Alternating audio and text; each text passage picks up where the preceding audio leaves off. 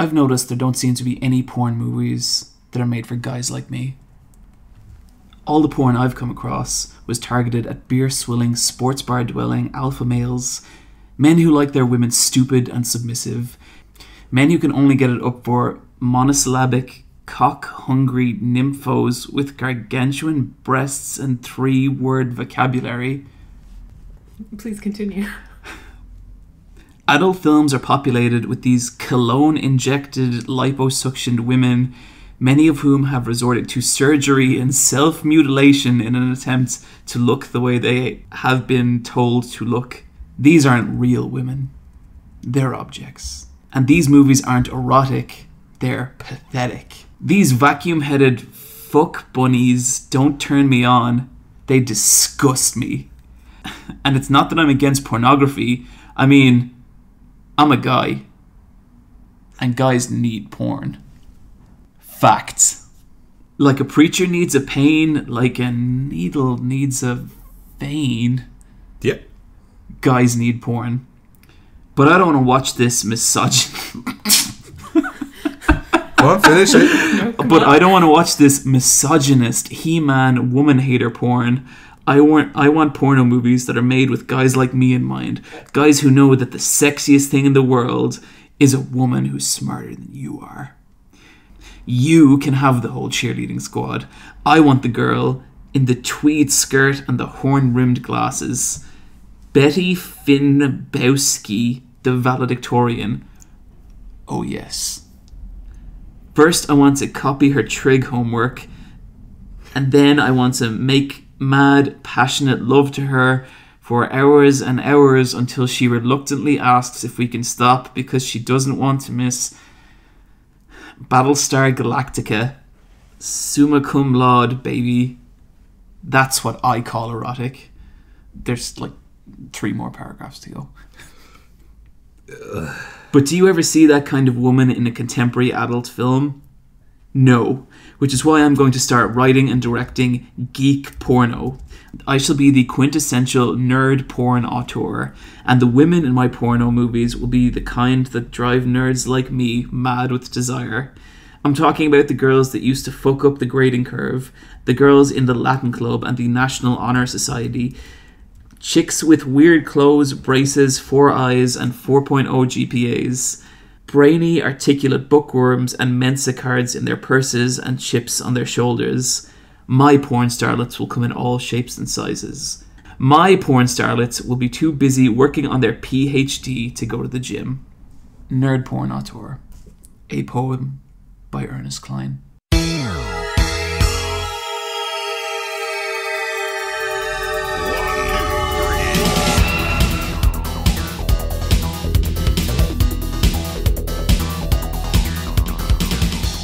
Thank you, Ernest. That's telling. It's so awful. I really like when he says the word misogynist, because I think that might be the most misogynist thing I have ever read in my life. No, but he's not misogynist in a misogynist way. Oh, that's cool. Okay, cool. Yeah. He tried to like bare his soul, but really he just unveiled his asshole. That was terrible. It was pretty bad. I mean, like, yeah, dude, glasses are cute. We get it. Who is that girl? He's describing Velma. It's a cartoon character. He's describing a literally like a porn concept of a nerd woman, not even a real Velma? person. From Scooby-Doo. Oh. Like, he's like, oh, I wouldn't like Daphne. I like Velma. And I mean, like, I don't see why you can't make room for both. Like, not at the same time, obviously, but like, yeah. although, like, whatever they're into, like, Look, you know. he's just a genius writer, and that was a genius poem, and this guy should probably have his short story fan fiction made into a $175 million budget film. What are you getting at, Niamh? That Kermode loves. Yeah, the fact that Mark Kermode enjoyed that fucking Ready Player One. Yeah, like, he loves it. He's like, oh, like, this is one of Spielberg's best films. I love Kermode, but that guy is fucking wacky. He is. He prefers the Twilight movies to Star Wars. What? Okay, he's just fucking with people. He's a troll. I don't think he is. I think he has a teenage daughter. Yeah, no, honestly, he has teenage children, and when he sees the movies with them, he just sort of like gets lost. Absorbs their joy. Yeah. Like, he loves films. He sees every film ever made. And I like listening to him talk about films that I've seen just to see what he thinks. But you don't have to agree with this man. No. You're best off not doing that. No. Mm-hmm. No. I love his books, though. Oh, yeah. I read one of his and it was really good. It was a really cute story about him crying in the cinema. Yeah. It was good. I wish you would have cried during Ready Player One like we did, though. I think I nearly did cry during Ready You Player. were on the floor shaking. My favorite part is when you yelled at that man at the end. Stop clapping! I didn't say stop clapping. I said no, don't clap. I might have shouted at a room full of people. And the guy then like kind of clapped more after John told him not to clap. And John's like, "What's wrong with you people?" Hearing it back, that sounds like something a cartoon character would do.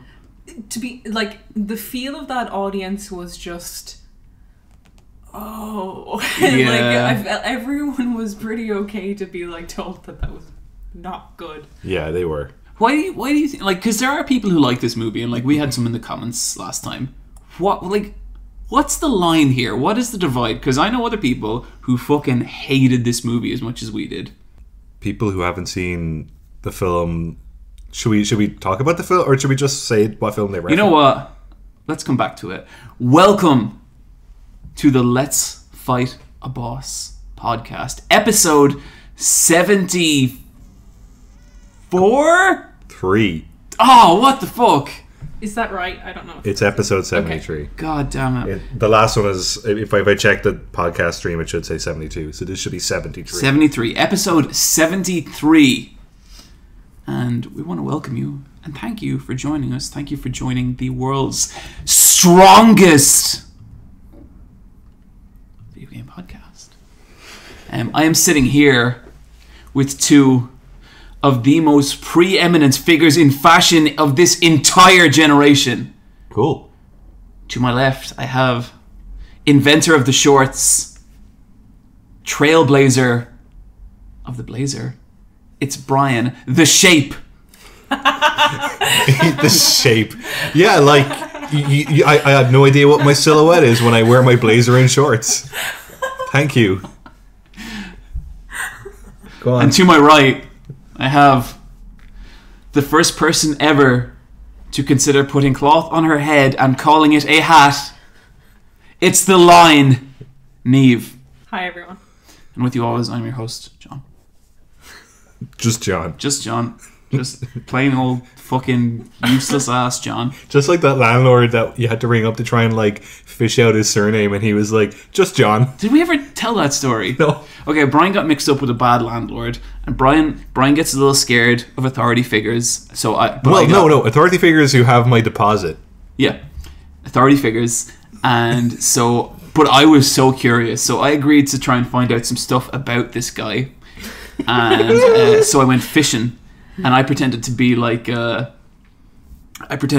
someone else interested in renting. Wait, you rang him? Yeah. As a potential new... As James Hicks. Yeah. Because I was leaving the apartment and it had just been put up online. Yeah. Whenever I want to do any bad shit, I pretend I'm a different person called James Hicks. Oh, well, we all have our other identities. So he's like Liquid John, is he? No, James Hicks is like just a perfectly level, ordinary guy. He's an accountant in the ESB. He's divorced. He has one child who he's still very close with despite the divorce. Big into model cars. Decent-ish credit rating, yeah. But James Hicks ran this guy. And I was kind of like asking about the house and how many bedrooms and stuff. And I was like, okay, and who may I say I'm speaking to? And the guy was like, John. And I was like, John what? And he was like, just John. And so that's how I kind of figured out that Bryan's landlord was definitely going to give him the deposit back because the last thing he wanted was attention, but he was evading his taxes. That was it. Because we used to pay in cash and he'd write it down in a book, in a little ledger. And we were like, oh, he's just, he just doesn't want to, show anything to the revenue. And then I told Bryan and his girlfriend, and they were so upset. I felt so bad. I was really bummed out, but then we cleaned the house and we listened to DMX. But you had, we were cleaning our old place, and I made a playlist that was, it was just 2 songs. It was X Gonna Give It To You and Gangster's Paradise. That's a roller coaster. They're both beautiful songs in their own way. Absolutely. So anyway, returning to Ready Player One, I shouted at a room full of people to stop clapping, and then I told them they were crazy for clapping. I was that appalled. Like, that was... Yeah, that film sucks. That was from the heart. I wasn't trying to be funny. I'm so happy that you both don't like it. I know, like, that sucks for me to say, but I really didn't want to go see this, because I knew it would be bad, and then you both hated it, and I felt validated in my feelings. Did you get worried that, like, we'd watch the movie and I'd turn around and be like, that was really funny? Oh yeah, I thought you both would love it. No. There was 2 moments. There was the moment at the start where Bryan was kind of making jokes, and I think he was realizing that there was no jokes in the actual film, and he was trying to cover up for it. Oh yeah, but like about 10 minutes in, that was over. But I knew you were super done anyway, but the time I knew you hated it is when you counted how many times they explained a plot point to us, to me. Oh yeah, they spoon-fed the audience so much that we... 7 times, right? Yeah, and then we like choked up on our own baby's like food. Yeah, we get it, that they've tricked him into thinking he's still plugged into the game. That was so frustrating. And then John's moment was... are we going to talk spoilers? It's been out for 2 weeks. Look, I think if you listen to this podcast, you know what we're about. We already mentioned Ready Player One in the last episode. It was the picture.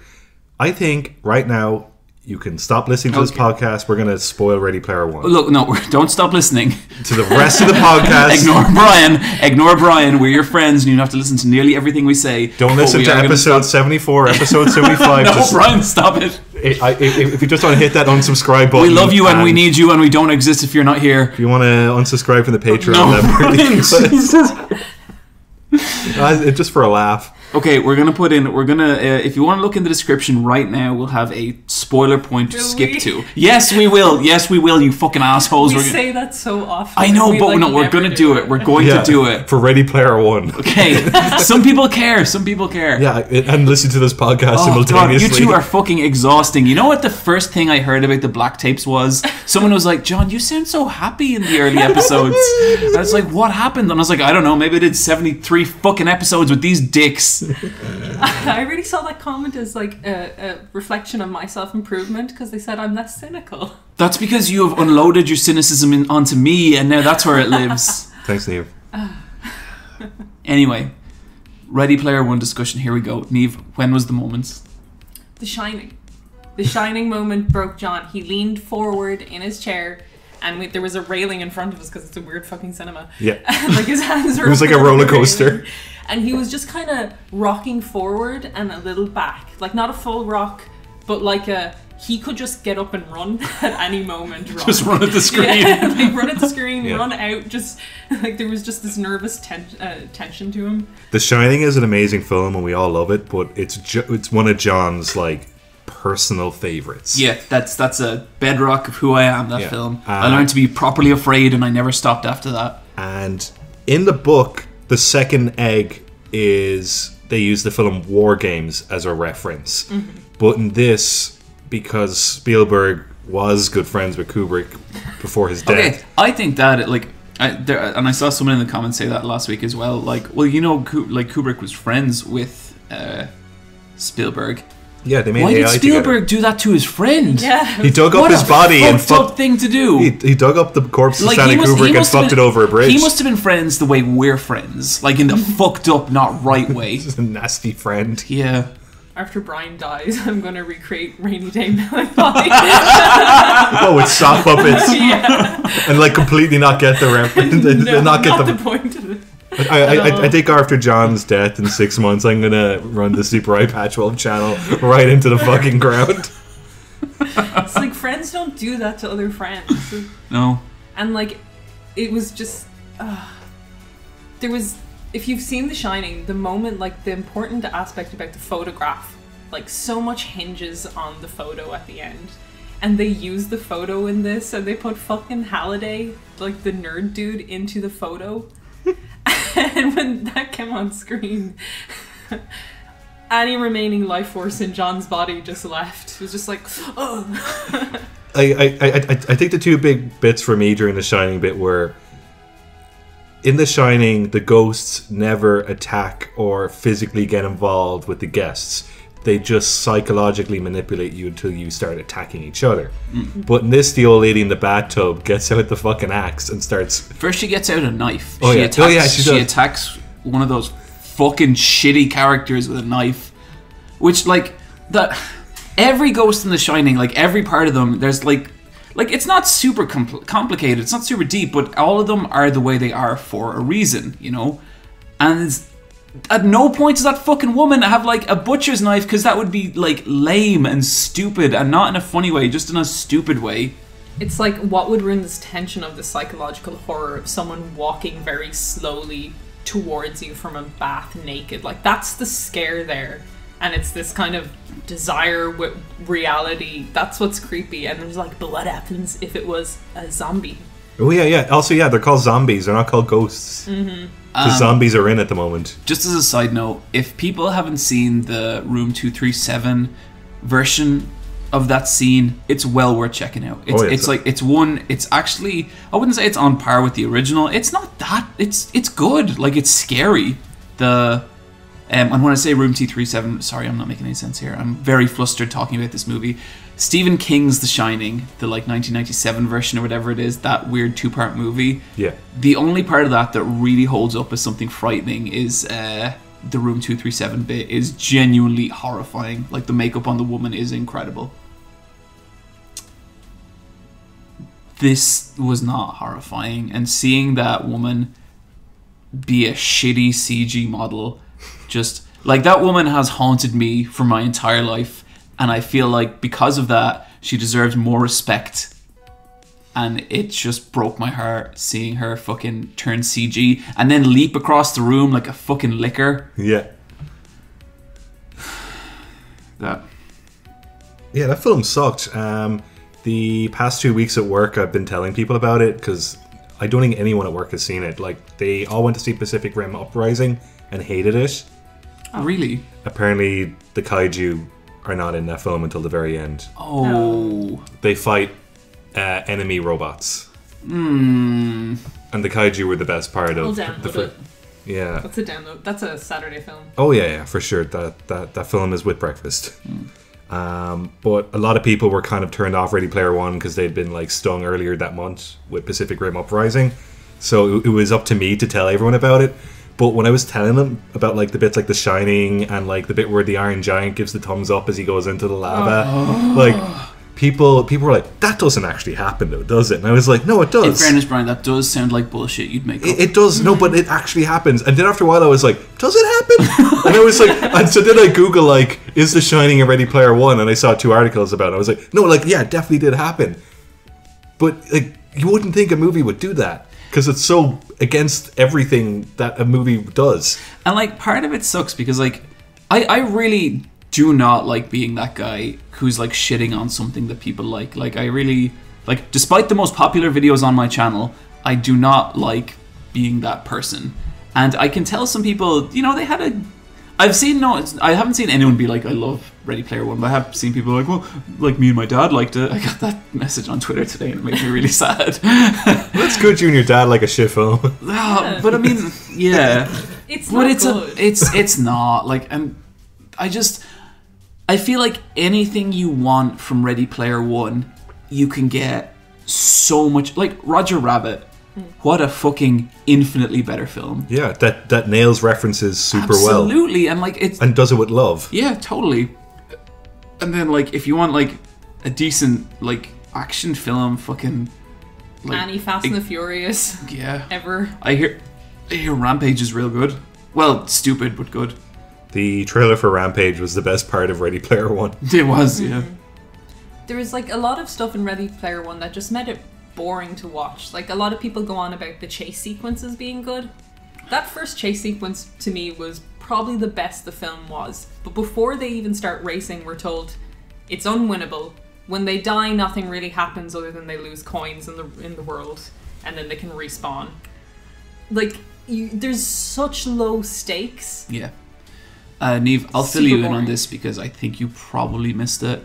But the girl in the film, she was riding Kaneda's bike, and Kaneda is a character from a popular Japanese anime called Akira.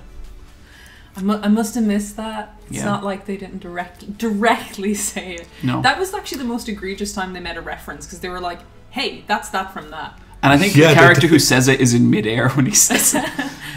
Why would you say that while you were in midair? What do you guys think of, like, just the characters of Percival and Artemis? Zero, nothing, zero fucking sum. They're not characters. They're just nothing. They're weird little fucking plot vehicles to just move from scene to scene. They're not anything. I couldn't tell you anything about any of those characters. Someone on Twitter was like, but the characters were fun. No, they fucking weren't, sir. With all due respect. They were shit. They really weren't. There was no characterization to them. Anytime they spoke to each other, it was just delivering plot to each other. Like, no one had a real conversation. No, and I couldn't tell you anything about those characters at all. And, like, the book sucks. Like, it's a crappy book, but there is He does do good poems. Yeah. I mean, he should have. That's where his talent lies. But the book had so much more justification for, like, everything. Like, it was crap justification, but it was there.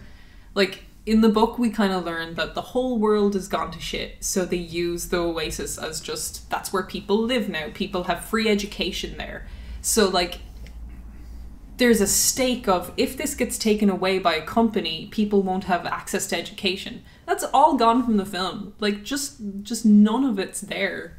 And that's, like, a simple one-line thing or one-shot thing could make all the difference to that, but they didn't even bother to do that. So it's like, what are you trying to communicate with the film? It did not look like that film was made by a human being in any capacity. It was the most artificial, like, just like a weird random generator of stuff was put in and spat out. Just a paint-by-numbers thing. Look, I'm not saying lizard people are real. But if they are, Steven Spielberg is 100% a fucking lizard person. Like, 100%. And he made this movie. So, connect the dots, people. Connect the dots. It's all the data that's been harvested from humanity made into a film. Mm-hmm. Like, the whole, like, you wouldn't like me if you saw me in real life. And then Percival meets Artemis, and she has her hair brushed over one eye. Most fucking attractive, aesthetic Prince Zuko fucking scar. And she Yeah. has a Joy Division Pleasures t-shirt. It's just the most And obvious even fucking... the way, like, Percival deals with the situation, he literally, like, pulls back her hair and is like, hey, is that what you feel awkward about? Like, I don't mind. I still think you're hot. It's cool to get into a girl's personal space like that. Like, They you've just love met her. that. Yeah, they're really into that. And just directly pointing at something she might be uncomfortable with. I really like just before he gets, like, taken over to her, like, bunker or whatever, but he sits down in a chair that turns out to be a man that grabs him. Oh my god, you're not remember even that? fucking wrong. Oh, Jesus. The man who was praying to be a chair. That, in fairness, that bit gave us all, like, a good laugh. Yeah, but That was the best part of the movie. that was like, okay. I feel like that Why film didn't you see knows it? about my fear of, like, human chairs. The human chair. Old women in human chairs, huh? Yeah. Remember, I've always been scared of human chairs, but then when I started reading Junji Ito, he had a comic called The Human Chair, which Yeah. was about exactly what I'm scared of, and that's how I knew that man was a genius. Do you know that, like, that series we were talking before about, like, the toys and how they're made? Uh-huh. The Mattel woman, the woman who runs Barbie, just in the background of all her interviews, she has a human chair. Like, it looks like someone pulled the skin off someone and laid it across a chair. Everyone has a human chair. Well, sorry, no, let me explain that. 1 out of 5 chairs is actually a human pretending to be a chair. Yep. So, like, how many chairs are in this room? Like 2? There's a small chance that there's a human in one of them. Like, just pretending. Like, we have an empty chair beside you, John. We don't know. Well, I don't think a human could fit in this chair. I'll show you the diagrams of Like, how it works. living inside the chair. Like, Yeah. Danny Oh, DeVito that they get embedded. Yeah, There yeah. are people who get so lonely that they will go into a chair and refurnish it so they can sit inside it and then just soak up the residual warmth of another human who sits in it.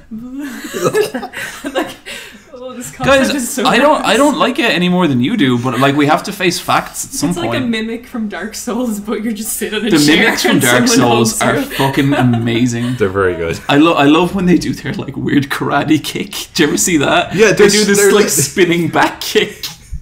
They're like weird frogs. Yeah. So, are we done with Ready Player One? Yeah. No, I want to say a few more things Okay, I hated. okay. Sorry. I hated that the bad guy looked like Superman. I thought that was a stupid idea. Oh, that his avatar looked like a cross between Clark Kent and Bruce Wayne. Yeah. It like he looked like the bad guy from the end of Metal Gear Rising: Revengeance. Like it was just that 3D model. Yeah, totally. I hate how all the characters that we're meant to recognize were backlit. They're all dark with like rim lighting on them. So you like it's like, oh, it's Harley Quinn, but is it Harley Quinn? She's like kind of in the shadows. I thought they should have made some of them talk at least, so they feel part of it. Everything they did with Iron Giant sucked.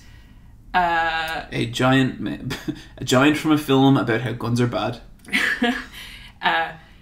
I hate that like Halliday decided he couldn't deal with his feelings for the woman he loved, so he erased all her work and life out of history. Like he created a game that people live in and that's everyone's world, and he felt scorned by a woman who wouldn't be with him, so he was like, I can't deal with this, and he deleted her legacy. And to follow up with that, her husband is the archivist at the at the library, and he's totally okay with this. Yeah, totally fine. I hated that they wrote in another female character who's kind of like this like ninja who chases them What was her down. name? Finale? Yeah, something like What that. a fucking stupid name. She has like 3 lines or some shit, but one of the first lines is basically a conversation with her and the bad guy where the bad guy just suggests that the position she's in is because she slept her way there. It like there's no reason for that line whatsoever. It's just there, and it's No, just like Niamh, we have what? to know that she has sex, therefore she's bad. pretty much. She had sex. Pretty much. The 2 Japanese guys suddenly live in the same area as everyone else. And the whole point of the game was that it was cool that you could make friends like just from anywhere around the world. So they removed all of that crap. What else did I hate? I hated so much. Did you like the Gundam? Literally, that bit of animation was probably the best. Yeah, for that bit I was like, Yeah. Like it looked good. Make a CG Gundam film. Yeah. Like it was cool. It was like a model kit and everything. It looked nice. yeah. I hate the way that to find one of the eggs, you had to reverse a car in a driving game. Everyone does that. Everyone does that. Yeah. At the end of the film, like, Parsifal gets the stupid game or whatever, but he goes, we're going to leave it exactly the same way it is, except we're turning it off Tuesdays and Thursdays because people need to get out more. So the whole film was about how games are great and they can bring us together and be this, like, outlet for stuff. But we also think you nerds should go outside into this world we've tried to, like, put forward as desolate and horrible because I get to make out with my girlfriend now. Yeah, my beautiful, hideous girlfriend. Well, like he's got a nice apartment now because of all the trillions of video game money he has. And, like, what happens if someone's only free day is a Tuesday or Thursday, Percival? What the fuck then? Mm-hmm. And like, how come it's not 2 days back to back like how a weekend works? Yeah, like, it's such a weird thing, and it kind of, like, if you were to make any argument in the film's favor, it's that, like, online communities are as important as kind of real communities, whatever, and then it shits even on that concept at the end of the film.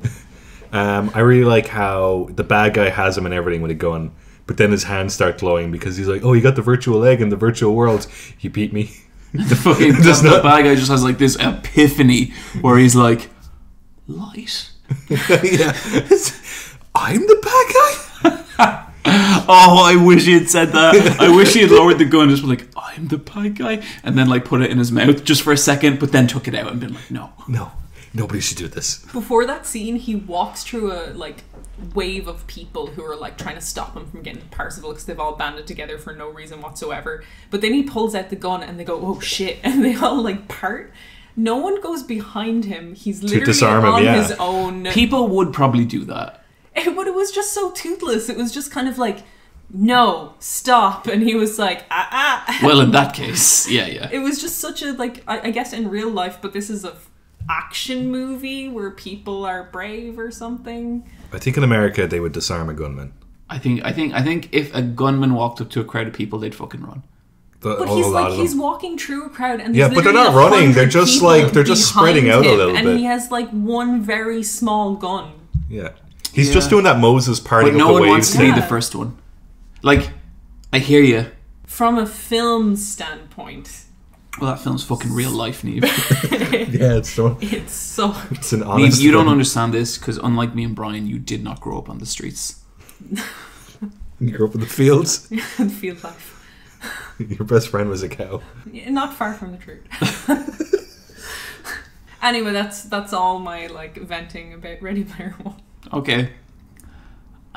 Moving on from that. Spoilers. We're done. Okay, we're done. Welcome back. Thank you for joining us, guys. We started a Patreon, and I just bring it up because we got an exorbitant amount more than we thought we would. Like, we set a goal on Patreon. We were kind of thinking that like lifetime. But it turns out people really like this podcast, and I am shocked because this podcast makes me so sad every time I record. I'm so like, it's so nice. I really didn't think we'd get that type of reaction, like, at all. And it's just very, very sweet, and thank you all very much. Yeah. Really wasn't expecting it. Would have made that goal much higher. Because I was like, oh shit. We got to do another one. Let's not say things we can't fulfill. Let's just but yeah, seriously, like, thank you to everyone who like pledged and stuff. That was really incredible, and like I'm really happy people enjoyed this podcast to the point that they feel a need to financially back it. That is really genuinely amazing to me. Yeah, thank you so much. Our Discord is coming along nicely. Oh, that Discord. Yeah. I mean, my favorite thing about it so far has been hearing people tell us shit about the black tapes. The black tapes, if you're not aware, is like not all the episodes because we just lost some of them, but like most of the episodes 1 to 33, we have it like available up on Patreon, and just people telling us shit, because like this podcast has been running for nearly 3 years. Yes. And so people just telling us stuff from like so long ago. Like, one guy was like, man, you guys are so excited about Overwatch coming out. Or not Overwatch, Firewatch. Yeah, we were. Maybe that's why we were so sad about it. I don't even remember that. I kind of like, I feel like I was probably always cynical about it, but then... But like, it looked great. Yeah, no one had any idea what Firewatch was for so long. Man. Yeah. They didn't either. That's super interesting. Yeah. I really like the Discord server. At the moment I'm on it every day, just like chatting to people. I like when someone new joins and I'm like, everyone so and so's here, and they're like, what? Yeah, no, it's a fun Discord. It's good. Yeah. But yeah, thanks so much, everyone. That's fucking awesome. And it's patreon.com/LFAB. Stands for Let's Fight a Boss. Oh, I was like, weird. LaFab. What a random selection of letters. LFAB. What's that about? It reminds me of that band from like the early 2000s, like LFO. What did they do? What was one of their songs? They sound like a crying band. Yeah. Like total. I really like that one band that was just called A, but the letter A was on fire a little bit. A had that one song, Nothing. Nothing. That was a fun song. That should be your end credit song. Nothing? Yeah. We're going to get blocked. Yeah. But, I mean, maybe it's worth it. How about I just tweet it out and just go, the song of our generation? Okay, yeah. I'm sorry about not playing Linkin Park last week, guys. Niamh, what the fuck? People were really sad. Even though my ass wrote a check that you could not cash. Really cutting. I went to Linkin Park's videos on YouTube and they get well over maybe 60 million listens.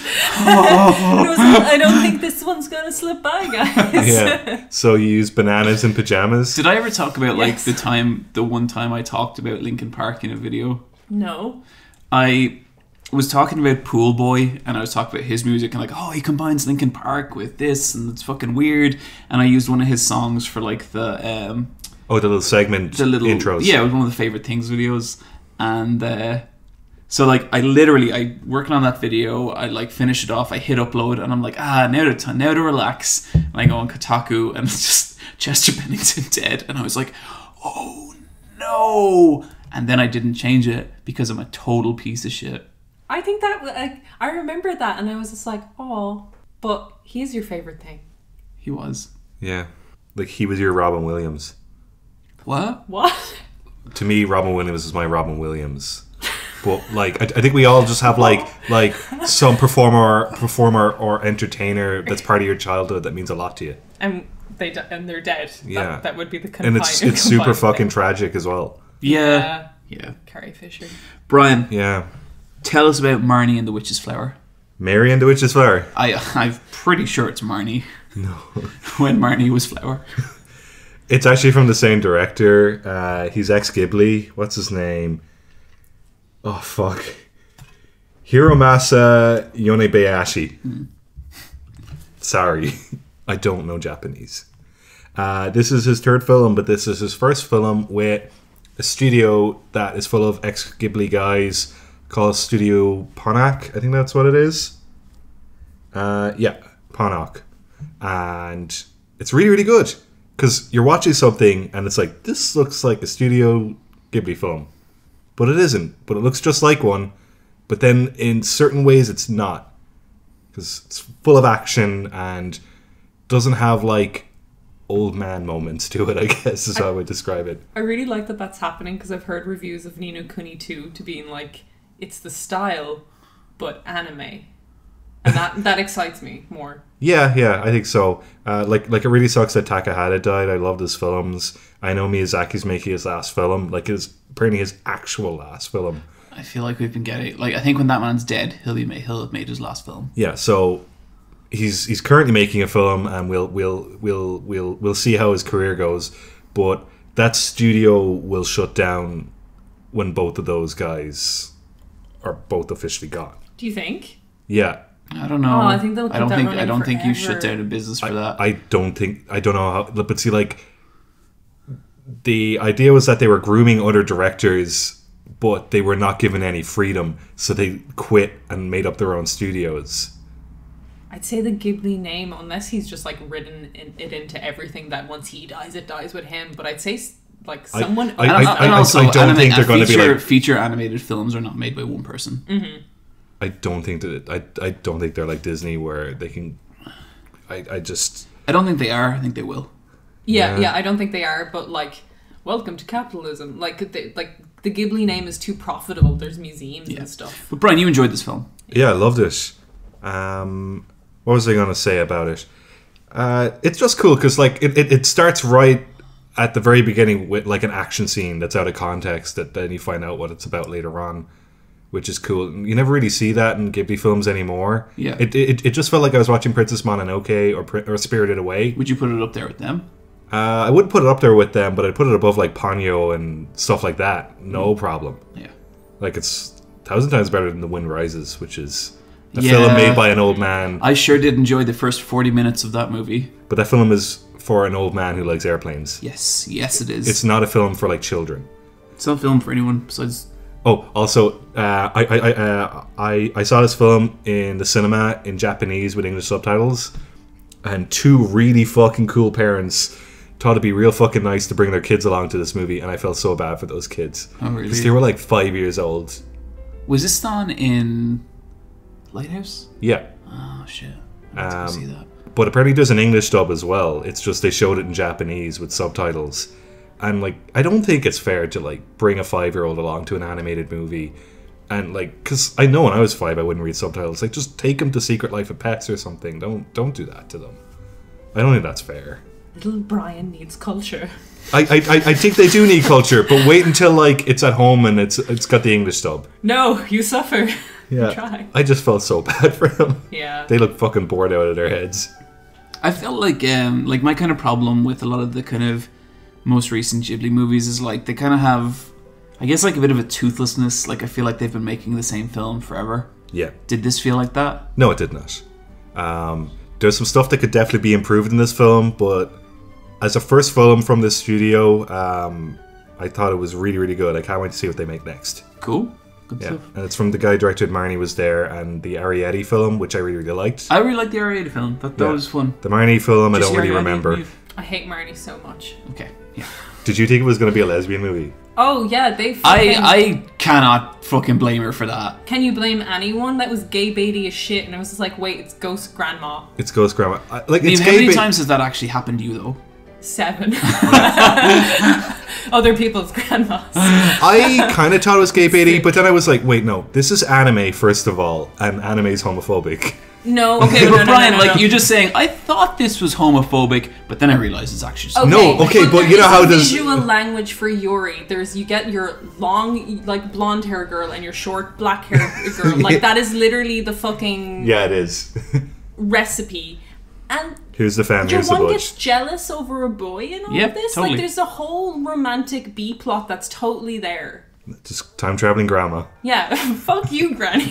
Up. Time traveling ghost grandma. Yeah, but I was like, they wouldn't do that, like, because you know how I don't think it gets a lot of good representation anyway. Like, what's the one that came out last year, Citrus, Yeah. and it's kind of shitty, but it's all you have. Yeah.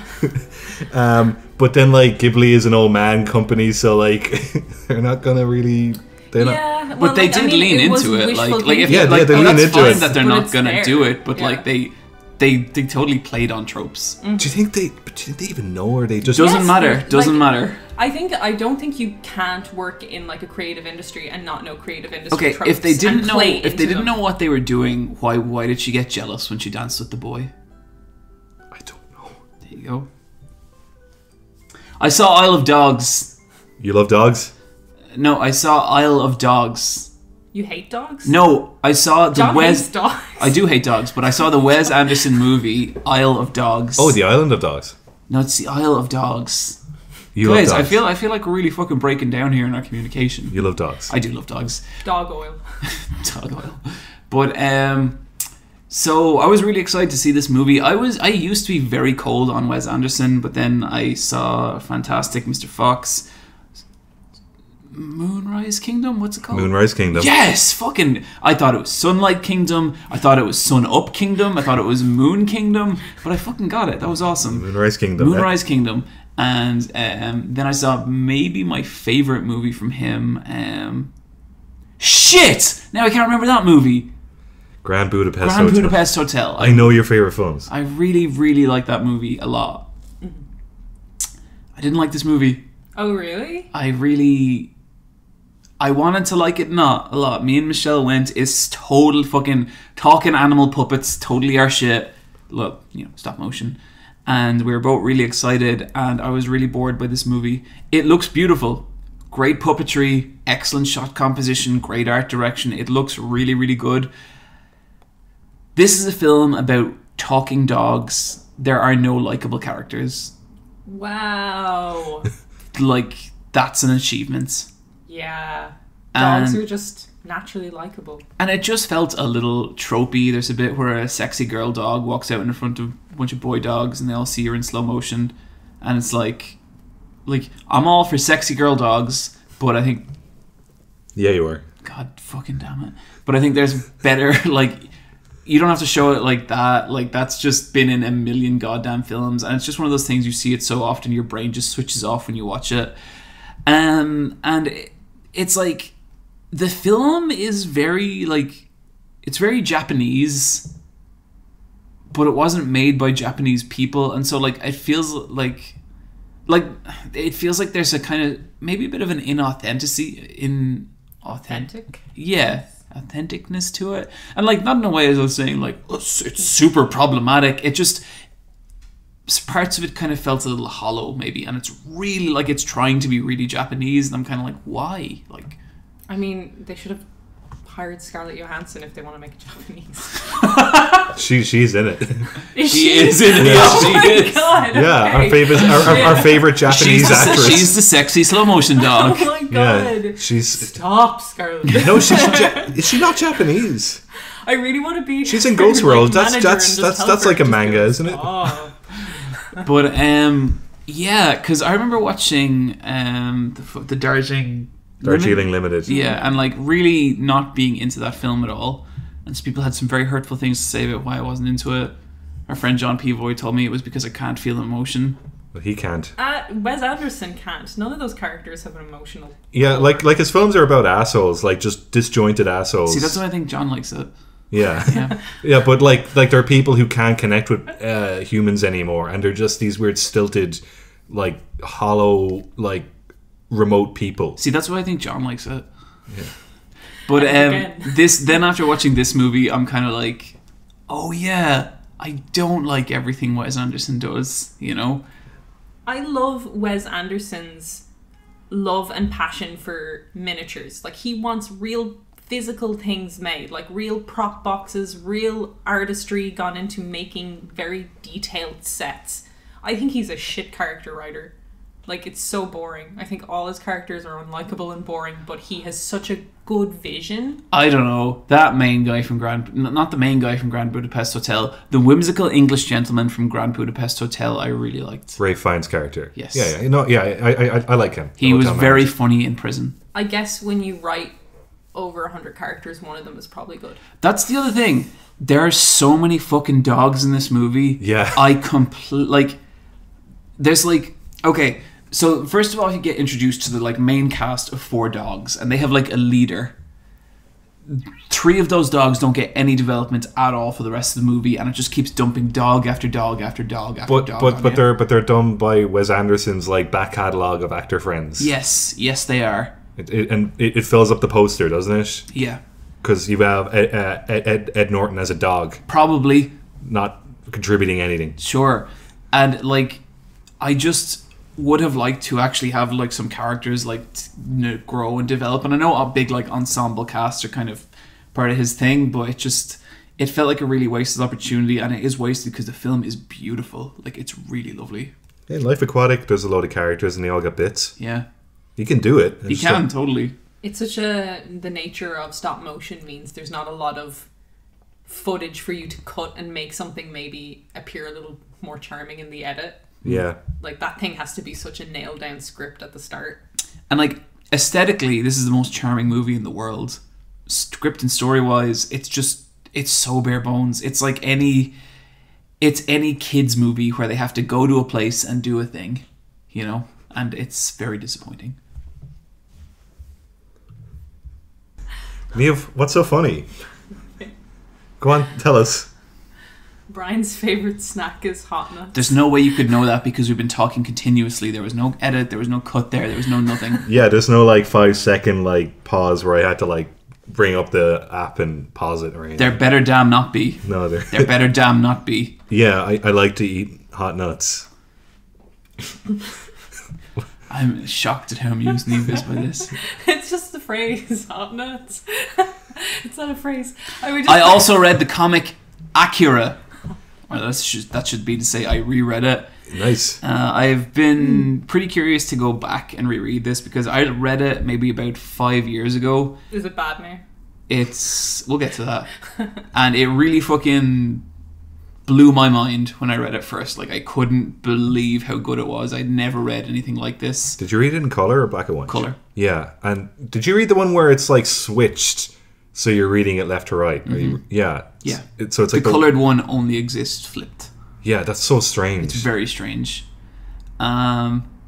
This comic is still absolutely fucking fantastic, and in a way it makes me sad because I don't know that I've ever read a better manga than this, and it is fucking phenomenal, and it is so crazy the like breadth of that story, because like there is totally a main character, but it is just totally about humanity. Like, every character in it is just an analog for like religion or greed or technology, and it's fucking brilliant. But the part that really blew me away, the part that really got me, is there's this bit in the story where like Akira is actually in the comic. He's not in the manga. Yeah. Like, the comic is like, it's so much more extended. Yeah, like there's like 6 massive like giant thick volumes of Akira. The film is basically the first half of the first one and the last half of the last one just kind of glued together in a weird way. Yeah. But it's missing all the big phone book events. It's missing the majority of the story, and like some of the characters, like Kay's aunt, do you remember her? She's brilliant. She's just this fucking hulking, crazy military gun expert in an apron who fucks everyone up. There's a bit where she throws a lifeboat at someone and the lifeboat explodes in front of them, and then she punches them through the lifeboat. It's incredible. But there's the bit that like really just like it just really like it hit me really hard was Akira gets all worked up and he does like a psychic blast, and it's just this giant 2-page spread of a blast, and it's so impactful, and you're just like, holy shit, I can't believe I'm looking at this. Then there's like 10 pages of just Neo Tokyo, and it's fucking ruined. You're just page after page after page of just completely destroyed buildings. And like, you can see the outlines of the main characters on some of them, so you're like, oh shit, there's Kaneda, and he's like, you know, standing on this giant fucked up skyscraper. But like, the experience of like turning the pages and just seeing how leveled Tokyo was like incredible, because the camera is so far pulled back. And Watchmen did a similar thing, if anyone's read that. Oh, at the very end. Yeah, where there's like a couple of pages. In Akira, there's about twice as many pages, so you just soak in the destruction of this, and it's really harrowing. It's also on a much grander scale, whereas Watchmen's like, you know, a couple of like building blocks. This is like a significant portion of a country that's ruined. And also, Watchmen is 1986, Akira is 1982. And so it did it like 4 years before Watchmen did. And it's a very famous moment in Watchmen. But Jesus Christ, it's so much more in Akira. And I love the shit out of Watchmen. That's one of the best comic books fucking ever. But yeah, I'm like just blown away by it. And like, it does there's so many cool fucking girl characters in it. There's so many cool just regular characters in it. It says like, it's really amazing to read, and in a way it's shocking to me that I've never read a manga again that had this level of breadth or scope. And even if you thought the Akira film was cool, and I love the Akira film, but this is just something else entirely. Like, the movie is just like the entree to this. Yeah, and like, he directed the film while doing the manga, before and after the manga. Like, it just sort of happened in the middle. So here's what I say about Kitsuro Otomo. He made one of the best films. He made one of the best animated films. One of the best, most influential animated films in fucking history. That is the thing he is the second best at. Yeah. Because he is better at writing manga than he is at making movies. And you were mentioning earlier about like the colored version, Bryan. Yeah. I don't know how popular or unpopular an opinion this is. I think the colored version of Akira is like fucking fantastic. It is beautiful. I've never read it. I only have the black and white version. The color is available as like a digital scan pack, I think. Cool. I can hook you up. But like, there's just some scenes where like I really feel like it adds depth to it, because like there's this scene where do you know the old lady in the film with the giant afro? She's like she's a much bigger player in the Akira manga, and there's a really amazing scene where it's just her and Tetsuo talking for 2 or 3 pages, and it's fucking weird and it's sad and it's good, because in the manga she's actually one of the numbered children. She can see the future, so that's how she's like a prophet, and that's why people have actually formed a religion around her. And in the black and white, it's cool, and like Otomo's line work does look better in the black and white version, but in the colored version it's just set against this like incredible like golden amber sunset, and it's fucking beautiful. Like, it is so gorgeous, and if anyone's curious, I would really recommend checking it out, because it's one of those things, like, on rereading it I was like, yeah man, art. You remember the way how I said how I can't rate things out of 10 anymore because Ready Player One knocked the first 2 points off it, so now I can only rate things 8 out of 8. I'm back to 10 thanks to Akira. That's great. Yeah, I'm real happy. Niamh, you watched Golden Kamuy. Yeah. The first episode of the anime. So like, after John's really like passionate, the manga's amazing, I was just like, well, the anime's coming out, so I guess that's where I should start and see if I like it. That is a terrible first episode of anything ever. That was so... I felt bad for every fan of that manga. It's just inexperienced studio, maybe. They're just weird decisions, like After Effects live action fire footage on every fire scene, and like giving it a close-up, the CGI bear that everyone's talking about, just not animating whatsoever, not looking at like it belongs to the scene.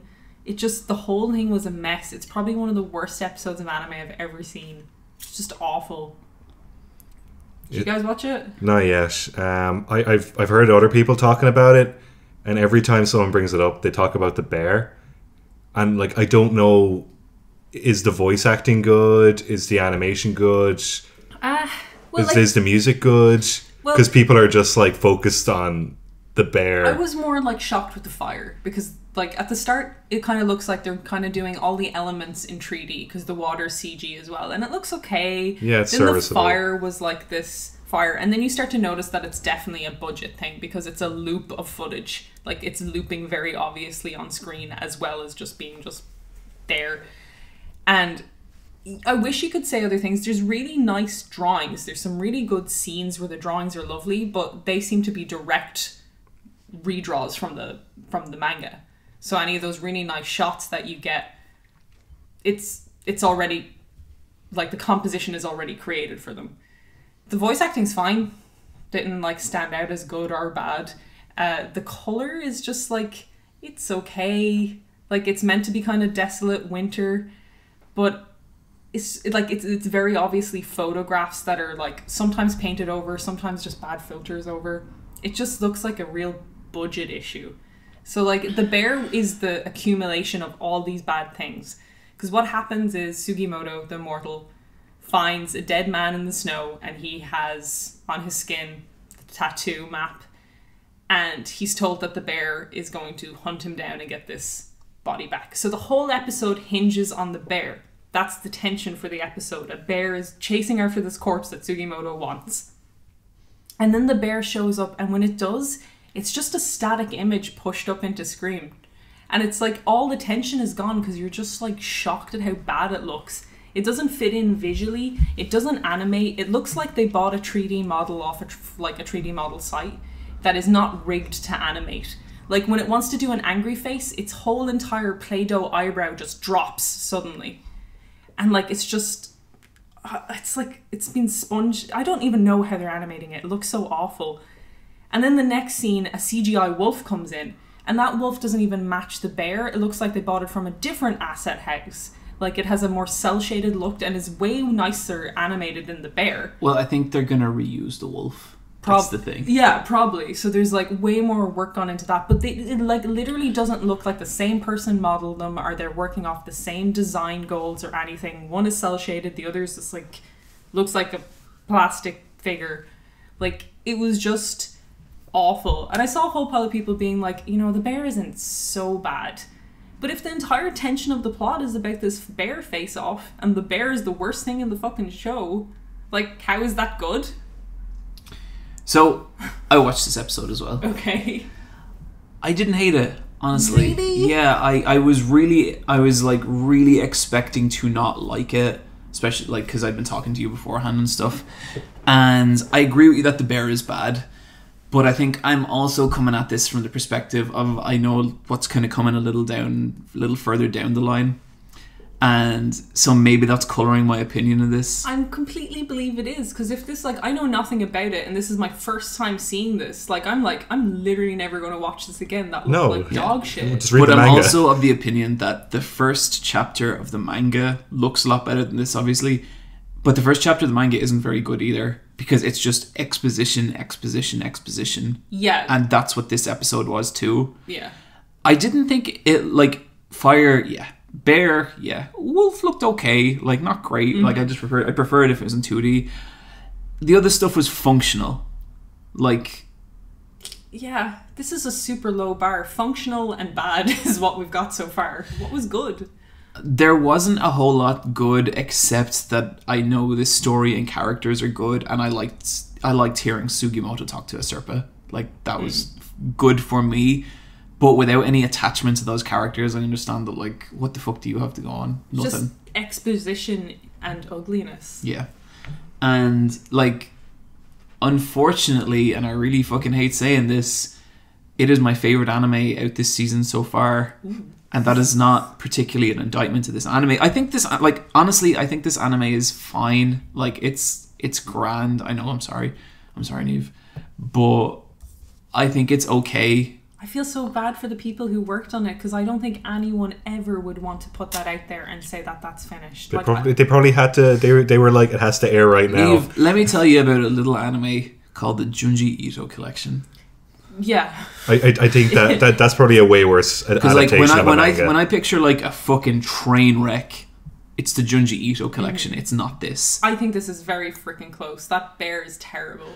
Well, let me tell you, Niamh, I watched 12 fucking episodes of the Junji Ito collection.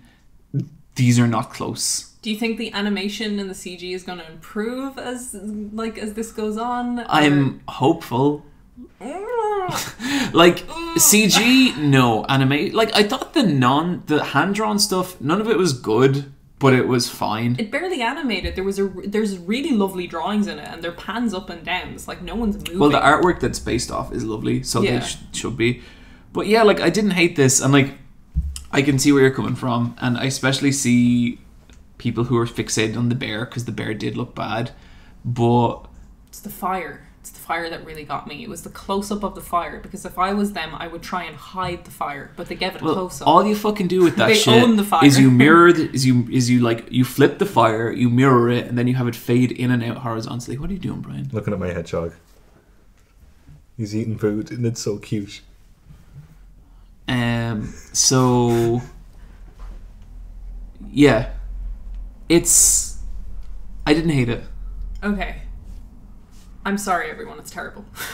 I think based on our quest log, I think we can all agree not to watch animation and just read manga instead. Yeah.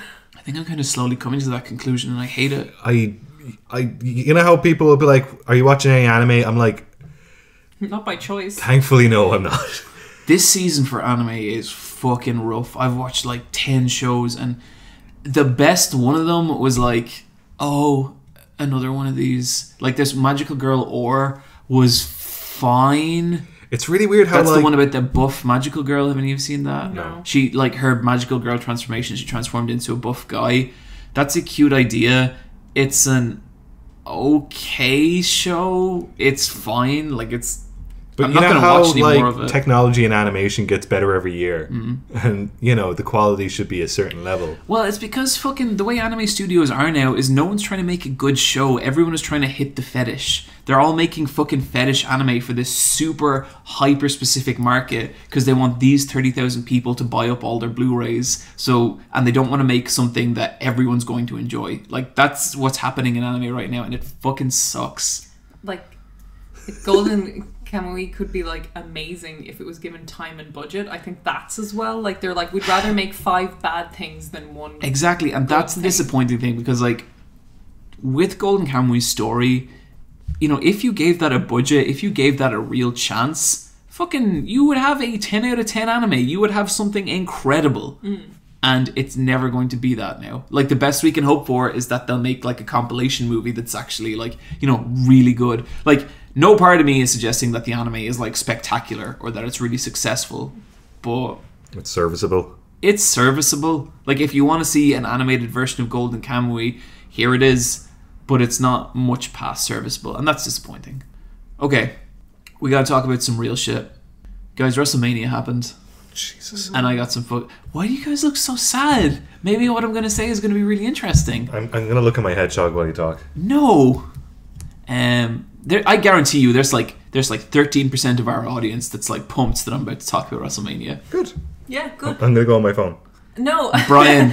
I'm into like this is how I get my WrestleMania feed is like from Twitter and from John, because I was gonna watch it and then I was like 5 hours. You should just watch the 5 hours. Asuka John. and Rousey match. Yeah, okay, I will. Like I didn't watch all of it. But how do you even watch an individual match? You skip to it.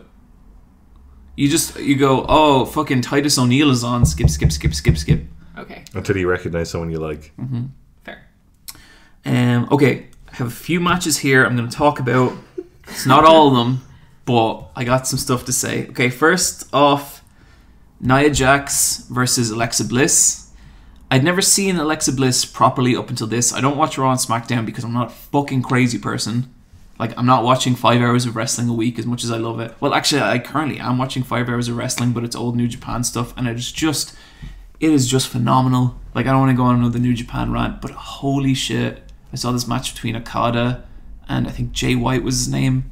Never seen a match like that before. Submission holes out the yin yang. Jesus. Yep. But this was a cool match because like Nia Jax is like this big, massive like girl wrestler, and she's like super fucking built and really wide and everything. And she was fighting like the kind of pretty blonde wrestler, and there was this whole bullying angle to it because, well, wrestling has this weird anti-bullying thing, which is like if you ever read shit about Vince McMahon, is a little.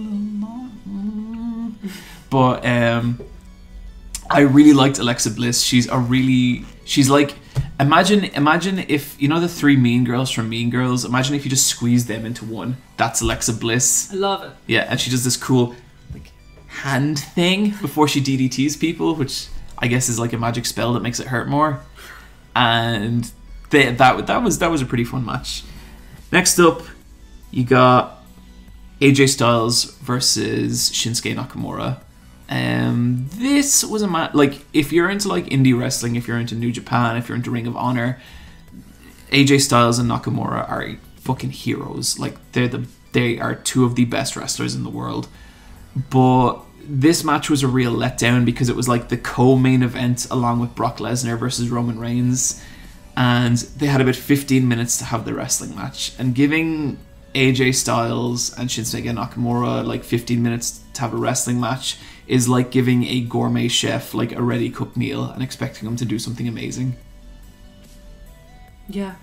And I know what you mean. yeah, I know what you mean. I've been crafting that analogy for a while. It's very good. Chefs love food. I'm sure all the listeners are like, yeah, you know what? That's what it felt like to me as I watched it with John. But it was disappointing. Like, I think those two are capable of so much better. Shinsuke Nakamura did a heel turn at the end. He punched AJ Styles in the bollocks. And I don't know how I feel about Shinsuke Nakamura being a heel because his entrance music is so like get the crowd going, and everyone always sings along to it, and he always goes out into the crowd and does this weird hand thing, and I don't know what he's doing. Well, would they make AJ the heel? AJ's a good heel. And he's kind of still kind of half face, half heel, and I don't know.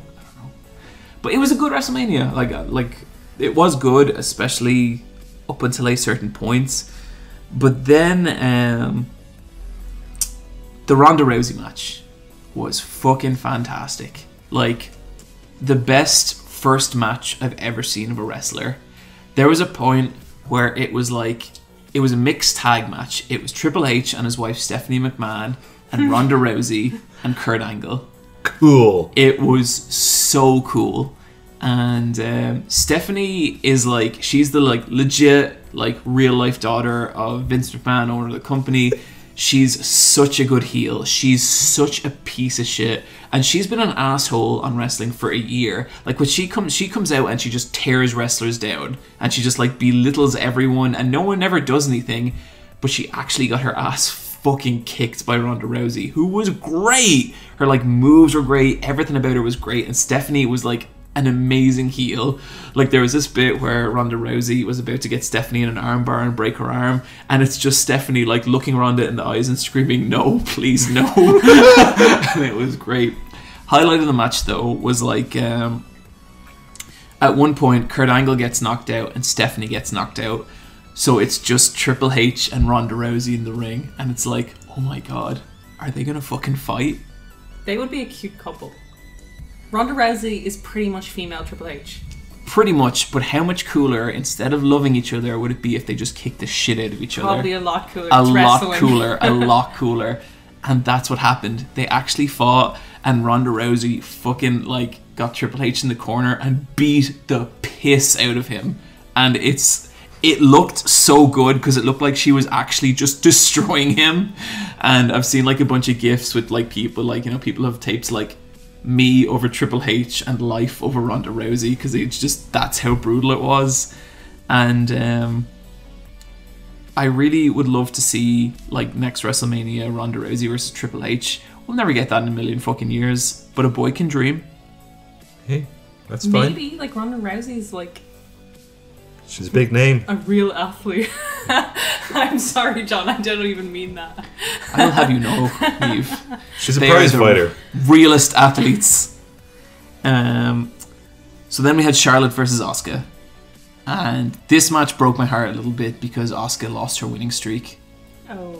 She tapped out to Charlotte. What? She tapped out, I know. Thought she was invincible. I thought so too. Shit. It was an amazing match. Fucking brilliant. There was one part where, like, Charlotte did a moonsault off the top rope onto Asuka, and at the last minute, Asuka, like, shot her legs out and grabbed Charlotte midair, like some kind of, like, fast Venus flytrap, and dragged her down into an armbar, and it was, like, the craziest shit I've ever seen. And it was beautiful, and I'm okay that Asuka lost her winning streak, because, like, you can't keep that forever. You can't, like, your wrestling character can't be that you're undefeated unless you're Bill Goldberg. But it was still an amazing match, and afterwards, like, Asuka got on the mic and was like, Asuka's whole thing is like, no one is ready for Asuka. And then she got on the mic and she was like, Charlotte was ready for Asuka. And they hugged. Oh my god. Aww. That's cute. It was cute. And then you had Lesnar versus Reigns, which I feel like we've seen for the millionth fucking time. And this was a fine Lesnar versus Reigns match, which means it was like a 5 out of 10, because a Lesnar versus Reigns match is never going to be more than that. Like, these characters, they're writing, they're not interesting. So, Brock Lesnar won. He beat up Roman Reigns real bad. Lesnar has this trick, because in wrestling there's blading, which means, like, you have a razor blade hidden on you, either in your cheek or in, like, your wrist tape, and you cut yourself on it and you cut yourself with it to make the match more dramatic. Where do you, like, I understand the wrist tape. When you say your cheek, do you mean inside your mouth you put a blade in there to use at a later stage in the match? I would not think people did it if I hadn't read so many wrestlers' autobiographies and hadn't seen them write about it. Wow, I would keep it in my tape. I totally agree. That gives me a weird feeling all over my body. But you're not allowed to do that in wrestling anymore. Like, it's like, you will get punished if you blade. Like, it's just called blading. But the way Brock Lesnar gets around this is that he is actually able to cut people open with his elbows. He's done this twice now, and WWE are okay with it, I guess. He's very sharp elbows. I don't know what it is, but he always, like, the first time it happened was against Randy Orton, and he just got on top of Randy Orton and fucking, like, nailed him really bad, and it was really brutal. And whenever he does it, blood goes everywhere. And so he does it to Roman Reigns, and blood is pouring out of Roman Reigns' head. And it looks the kind of thing where it's like, okay, this is maybe a little too real. I don't know. Like, Michelle watched the whole thing with me, and she was like, oh god, what's happening? And I was like, oh, I don't know. Wrestling. But then Roman Reigns made a big comeback, but then Brock Lesnar just beat him anyway, and it was like, okay. Is, like, Brock Lesnar, like, is there Brock Lesnar fans? Do people do like Brock Lesnar. Okay, because he's just like a weird, like, big troll man. Yeah, but he's like the most legitimate champion WWE have ever had, because he's also a UFC champion. I guess so, but he's, like, minus a personality. His personality is big and mad. He is minus a personality, but he has Paul Heyman as a manager, and Paul Heyman is just this little fat guy with a ponytail who is fucking incredible on the mic. All personality. All personality. Like, when you see Paul, like, for Brock Lesnar's promos, Brock Lesnar just stands there and Paul Heyman talks, and they are riveting. Maybe Roman Reigns needs to hire a little fat man on the mic to do his job. Rumor has it that Brock Lesnar isn't going to be around for much longer, and Paul Heyman's going to go over to Roman Reigns. I was kind of hoping that Brock would keep his little dude, and, like, Roman would get, like, Danny DeVito. It'd be really good. Little man off. I don't know why I was said, but yeah, a little tag match with those guys. My fantasy for this WrestleMania was that Shinsuke Nakamura was going to fight Brock Lesnar, because Shinsuke Nakamura won the Royal Rumble, but he chose AJ Styles, and I think Styles versus Roman Reigns and Nakamura versus Lesnar would have been such, like, I think people would have lost their minds.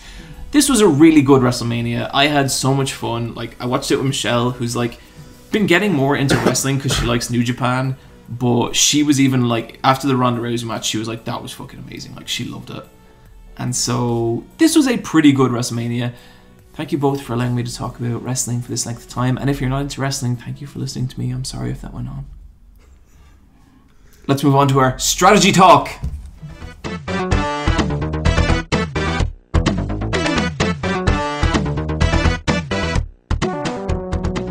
That's right, everyone. We are 1 hour and 15 minutes into this podcast. And we're going to talk about games we played. Fine. Tell us about Blossom Tales. Okay, Blossom Tales. I'm a couple hours into this game. This is a Zelda clone. It's a Link to the Past, Link's Awakening-ish, top-down Zelda clone. Mm-hmm. And I'm playing it on the Switch, and I'm loving it. What's it about? It's about a little girl with a sword, but really... Well, count me out. Well, really, it's framed like Princess Bride, where it's a grandpa telling a story to his grandchildren. So he's telling it to a boy and a girl. And he's like... And, like, the game, like, lets you know right away. Because the grandpa's like, will I tell you the story about the elf boy who lives in High? And the kids are like, nope. And you're like, oh, okay, yeah, so they're acknowledging Zelda, that's good. I mean, yeah, that's a good way to take it. Yeah, it's a very good way, but it's cool because you'll be playing the RPG, or it's not an RPG, it's an action adventure like Zelda. But you'll be playing the game, and all of a sudden the grandpa is a narrator, and he'll go, and then ninjas showed up, or were they pirates? What do you think? And then you can pick either ninjas or pirates to really? fight. Yeah, That's cute. It's got nice little touches, but like the sprite animation is so cute. Yeah. It's so good. But then it has like HD lighting as well, so it'll have like the sprite animation, but then it'll have like gradient lighting on it from like flames and stuff. And does it look good? Looks real good. It flows really nice together. So I was playing Claire. I mentioned that, and I felt like they had that and that, but it was like overkill. Like it was too much. No, this works, and like this game's at 60 frames per second, and it has like a real time camera.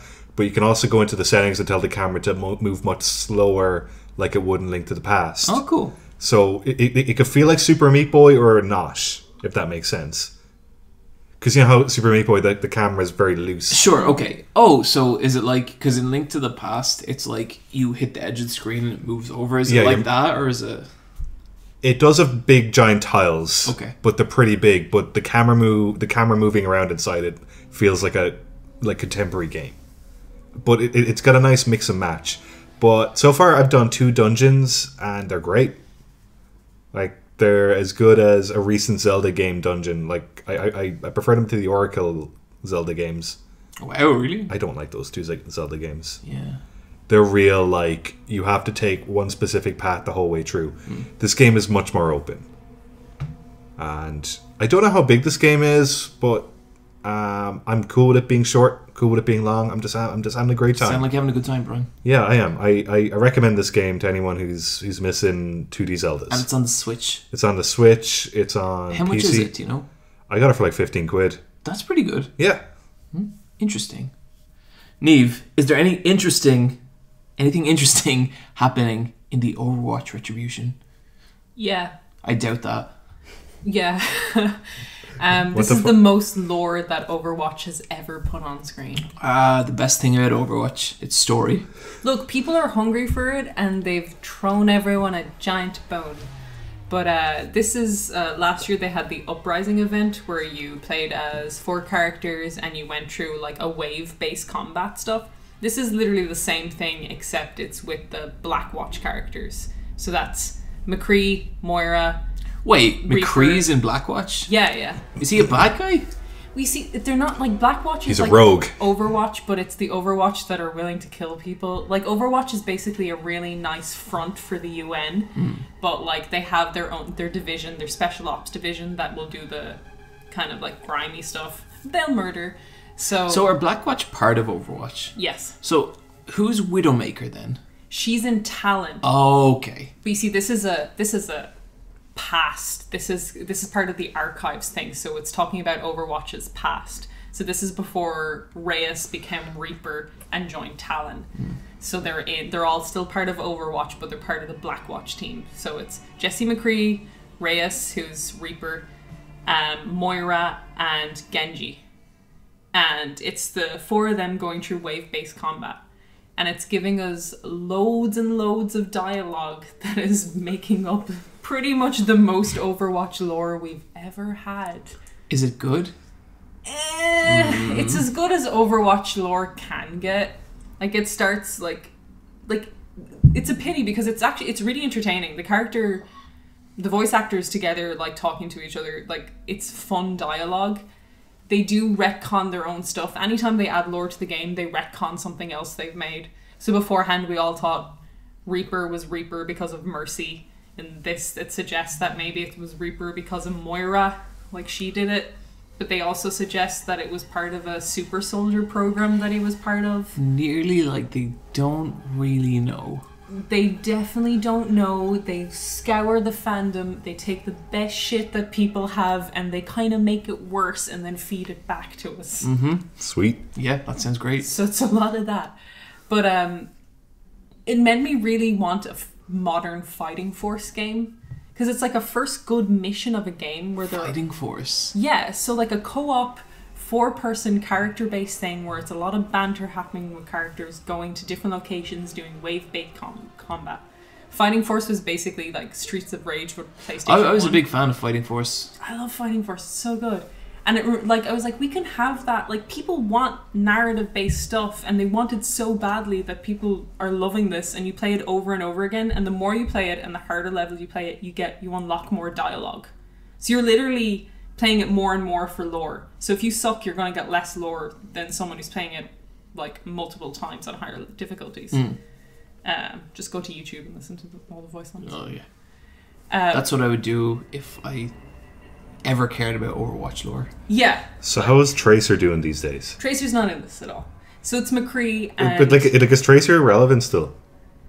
She's on the front. Less relevant. She's on the front of the box. Does anything happen in Overwatch? Is there a story that's moving forward, or is this just it's all like backstory? All the lore we're getting is for stuff that's happening previously up until this point. Yeah, like lore. Uprising was about like the birth of Overwatch. This is Retribution is about like other division in Overwatch before it disbanded. So like we never get like forward momentum with the narrative. We don't know really what's happening now, apart from they were recalled, but we don't know really to what end. So they can like drip feed us stuff like yearly and people will be happy, I guess. And there's some good stuff in it. Like as I said, the voice actors are good. Moira's great because she's so super Irish and she's just there to cause trouble. Like she does not give a shit.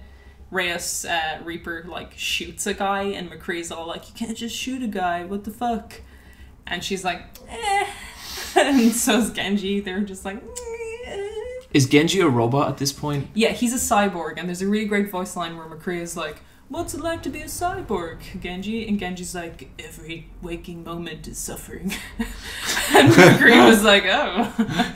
Like, so there is like some really fun dialogue, but like it's kind of one of these things where you play it and you're like, great, can't wait to play the next mission, and you're like, oh, it's just that. Time to repeat that ad nauseum. Cool. Kind of thing. But it's good stuff, good content for people who like Overwatch lore, some really nice skins. Do you count yourself in that, Niamh? No, because the fandom does such a better job. Are you sure? I would like to like it, but like it makes no sense, like from any perspective. Like it's all garbage. They keep retconning Yeah, okay, themselves. I feel we're like that's me in Street Fighter. Yeah, like I'm entertained. You could do cool things with these characters. They don't, but you could. Like I'm always like, oh, cool. Like it doesn't mean anything because the next comic that comes out, they'll probably just say that didn't happen or it was a different character or something else happened. Juri and Kamuy rode off together on a motorcycle. I can work with that. That's enough information. Yeah, that's fine. So real quick, I feel like towards the end of Detention, and my estimation has only rose as that game has went on. It is a fantastic game. It is a really great survival horror. It's really sad. Like your main character in it, I thought it was just going to be a super like just nothing blank slate character. They really developed that character in a way that's kind of tragic and like, you know, like it's not, you know, it's kind of I guess a bit of a trope with survival horror, but like she has done some not great things. And the way they build why she has done those things was like really effective and really like a cutscene plays and it clicks and you're like, oh no. And it's really, really good. But like what I'd say about that game is like I feel like, do you ever feel like with games like there's a certain kind of value where it's like you're getting new things like while you're playing. And for like some games, it's like you don't get anything really worthwhile for like an hour, and then like a cutscene will play and you'll get some new like enemy or some good content, and it's like that makes it worthwhile. Does that make sense? Mm-hmm. Yeah.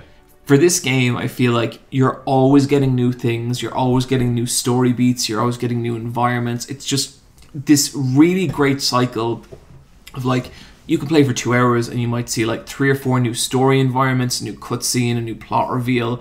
It's really well paced, like it's so tight. The only thing that'll stop you is if you get stuck on a puzzle, but for the most part the puzzles are really good. And it has really, really gone up in my estimation, and the only thing I think left to do is pretty much finish it now. And if it can stick the landing, man, what a classic of a survival horror. Like, brilliant. Like, really, really good. And it goes some places you really don't think. Like, I tweeted you guys that I messaged you guys that screenshot. Yeah, that looked good. It's a saucy game when it wants to be. But really, really, really enjoying it. Bryan. Yeah. I want you to tell me about Owlboy. Owlboy. Okay, gotta be honest, this game is gonna be in my top 5 of 2018. I love this game. Well, that's impossible because it came out in 2017. Oh no! No, I'm just being a dick. No. It came out on PC. Yeah. It came on PC in 2016. Actually, that game's old as shit. So when did it come out? It came out on Switch last month, and it came out on PS4 and Xbox One last week. Okay, then it counts. No, it counts. It counts. Yeah, I love this game. This game is made by D-Pad Studios. They're from Norway. It's more or less made by one guy, and it took him a decade to make. Yeah. Because he had depression and he had to stop making the game for a while. And there is a sense of struggle, but there is a better sense of hopefulness in this game. And it feels super personal. But what stood out to me was this guy made this game for the Wii eShop 10 years ago. And that was his goal. It was going to be on the Wii eShop. And he's a big Nintendo fan, particularly Nintendo Research Development in 1. I can absolutely kind of get that vibe from him. Which was a studio, it was a division in Nintendo that no longer exists. But they made some of the best games on the Game Boy SNES, Game Boy Advance. A lot of the cool 2D games like Wario Land 4 and Metroid Fusion were done by this division. And this feels like it could have been made by them. It's such a beautiful looking game. So the game is takes place on these floating islands, and there's humans and there's owl people living together. And there's ancient temples that get attacked by pirates, and you kind of have to rescue the village. And it kind of feels like an Earthbound game story-wise, but it's told in a 2D fashion. But it's kind of like, it starts off sweet and then it gets kind of sad, and then you realize, oh, these are little precious little pixel characters. It doesn't ever hit as hard as Earthbound, because like that game fucking hits hard, or Mother 3. Especially, Mother 3. Yeah. Ooh. What's the gameplay? It's a platformer, I guess, but it's kind of like a Metroidvania-like, because it doesn't have a map. But there is a lot of, like, you're navigating through an overworld. And you play as Owlboy, but soon, right away, you get paired up with another human, and you have to carry him around, and he'll shoot. And so you're controlling 2 characters at the same time with the twin sticks. Cool. But then you, as the story goes, and the story really, really lends itself to the gameplay, because you end up, like, getting other people to help you, and 2 of them are bad guys that were originally, or like characters that were originally bad guys that then join your side, which is something I really like, because that happens in Paper Mario, where some of the and so you have a boss battle with one of these characters, and you're like, whoa, this guy's so tough, but then later on he joins your side, and you're like, yes, like it's such a good feeling. I love when games do that. Yeah, me too. I like it when it happens in anime as well. Yeah. This also has like a great sense of humor. Like, the game isn't funny, but like it has like funny beats, and like it really understands game narrative and how to tell a joke via a video game using text dialogue, or having some like background detail or a nice sprite animation that kind of just, that makes you smile. Like, how something like Borderlands doesn't understand how to tell comedy in a game. What are you talking about? That's the funniest game ever. Yeah, because it quotes... You must have missed a troll face in it. There's like Brian, they put a troll face in Borderlands. Do you not like Claptrap? Such a good character. Such a good character. Yeah, I do like this. This really feels so like you know how Mother had that as well, where Mother 3 had like frogs where you save your game, but then later on you go back to one of the small town, but now it's like a big urbanized town. So the frog is driving a car, and that's the joke. Yeah. But like it also lends itself to the environment. They keep building on that frog joke as well, and I don't remember what, but I know there's one frog that made me like fucking sad. Oh, I really like the old folks' home, and there's a frog in a wheelchair. I think that was it. Yeah, you're just like, aw. Mother 3 is the greatest game of all time. There's a plush of the frog in the car, and I've always wanted it. I've got it. It's out in the hall. What? Yeah, I've had it. Yeah, I'll show it to you in a sec. I love that frog. Cool. Hop, save your I'm game. gonna steal your plush. No, it's my frog. I love them. Witch's House like did a weird like iteration on that, where it's like the cat is like that's how you save your game. Yeah, the and little he black always cat. says like, meow, I'm a cat. Here's, I'll save your game. And like the last one, you find him dead, and it's just ... save your game. And it's like, Oh no. Witch's House is wild. Yeah, it is. This kind of feels like those games. It like I'm not sure if you guys would enjoy it as much as I did. It sounds very you. This is absolutely a game for me, and I will be gunning for it. But I think if anyone who's been listening has been interested in what I was saying, I think it's worth checking out because it's pretty cheap as well. People at this point know if they're a Bryan person. Yeah, I don't like Bryan people, but people know. They know. But yeah, like this game is absolutely stunning. I tweeted out some stills of how it looks. Like the background art's amazing. It looks like an SNK fighting tweet game. out on your account or Let's Fight a Boss account? Let's Fight a Boss account. I've already done my one tweet. Bryan is in full control of the Let's Fight a Boss Twitter. Yeah, that's all Bryan all the time. Yeah, Sometimes an occasional Niamh, but mostly Bryan. Never a John. No, John would post there. Why would he? He followed the account the other week. Like, he didn't fucking care. Hey, I gotta keep my Twitter feed tight. You gotta keep it immaculate. Is that what you're saying? I have to keep it immaculate. I muted so did many. you see his perfect tweet? What was it? Hideki Kamiya. Yeah, he was just like, you still think that Yoko Taro is a real person? I was like, oh, I love you.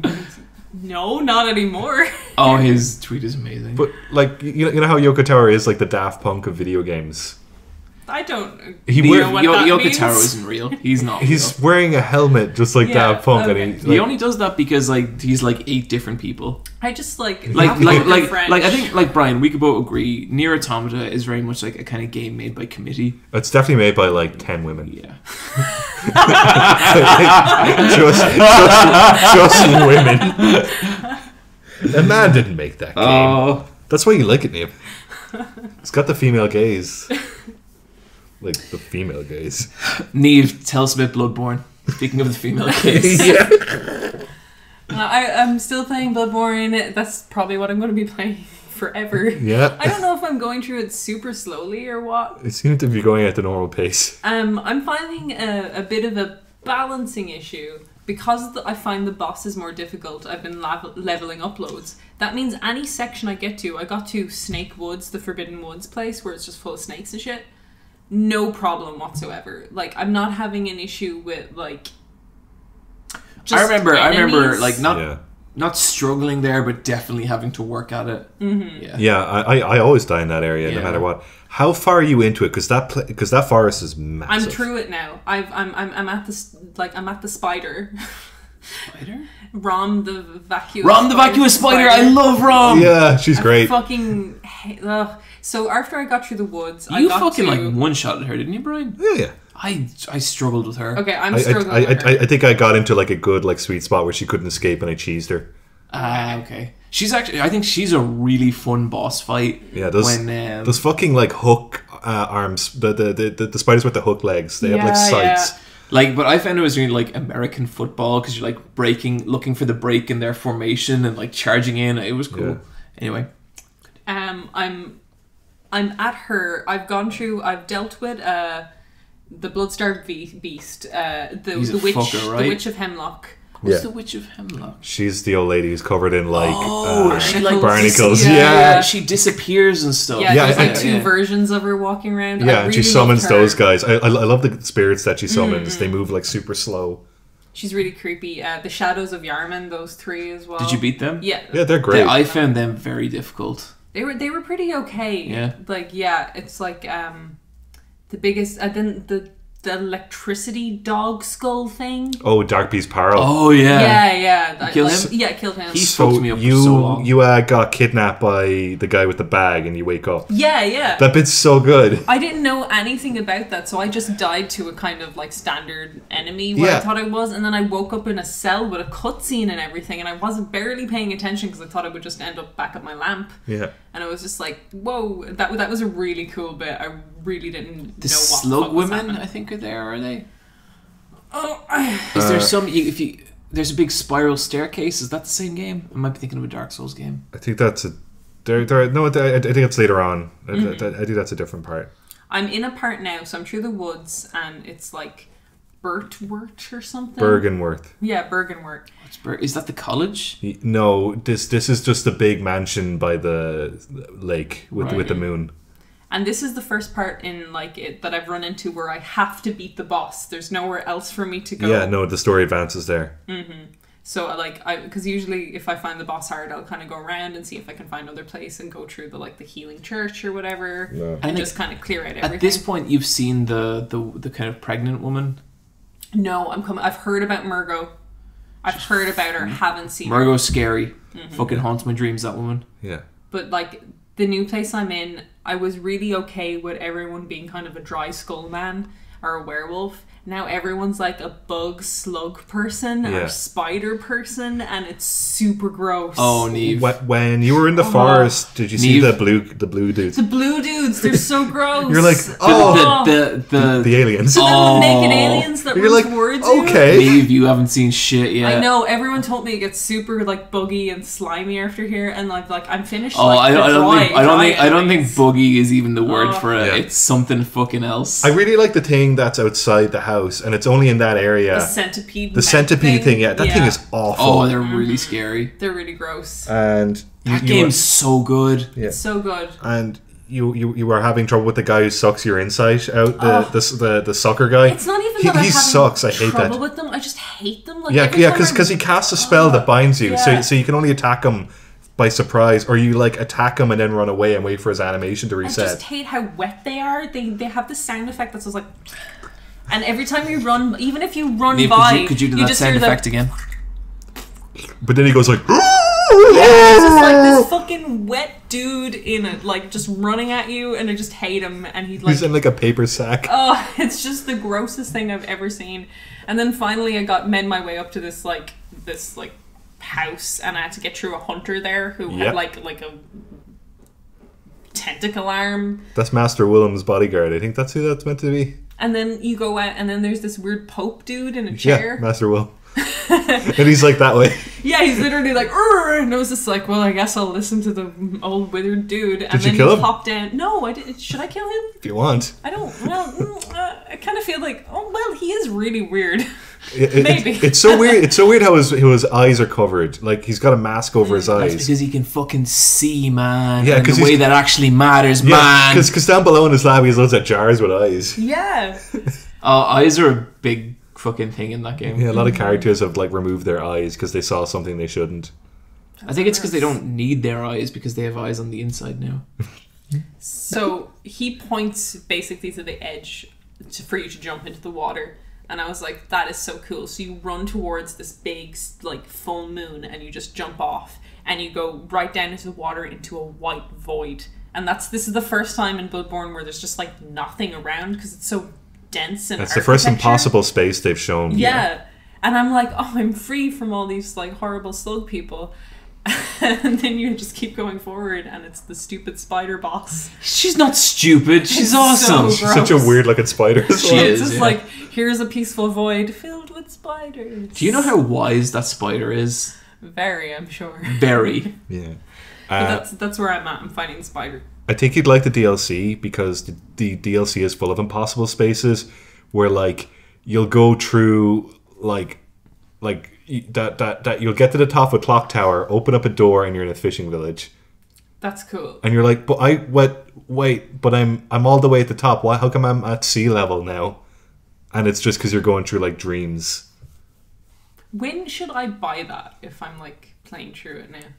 After you beat Rom, you could buy it and hop over to that. Okay, cool. If you're over leveled, you'll probably be alright. Yeah. Yeah, I feel like over leveled in just the area bosses, but the DLC, the bosses opening area, is trouble. the hardest place in that game. Okay. I really want to see Maria. Lady Maria. Yeah. She's great. Like, you'll see her, I think to actually fight her, you'll never fight her. Like, you can, but you have to do 1,000,000 challenge dungeons, right? No, you have to fight her. Oh, sorry, I'm thinking of Murgo. Yeah. You should watch Murgo's fight because it looks awesome. Yeah. But you have to do like 1,000,000 things. I think you'll really like Murgo as well. Cool. Or not, I don't know. I'm having a good time. It's like, it's a good... You know you're having a good time in a game when you come across an enemy type that actually just really grosses you out. Yeah. You're just like, oh god, I want to kill every one of you so much. Okay, so, listen. I don't play racing games. They're not my jam. Don't like them. Cars, don't trust them. Not feeling it. But for like a decade, I've heard how Burnout Paradise is like the pretty much best in genre. And I always get curious about that, because when you hear something's the best in genre, it's like, well, I could just play that, and like if I don't like that, I can just write off the whole genre forever. And so I was like, fuck it, you know what? I'm going to download Burnout Paradise, because like Mega 64 were going on about it, Giant Bomb were going on about it. It seems like it's meant to be a really good game. And so I downloaded it and I've played a decent bit of it. That is a really good game. Like, even for someone who doesn't give a shit about cars or racing, that is so much fun. It's like it's like a racing game, and you just start off and there's not even a menu or anything. It's just you, a car, in this big open city. And at any point you can pull up to a traffic light and stop and just get in a race.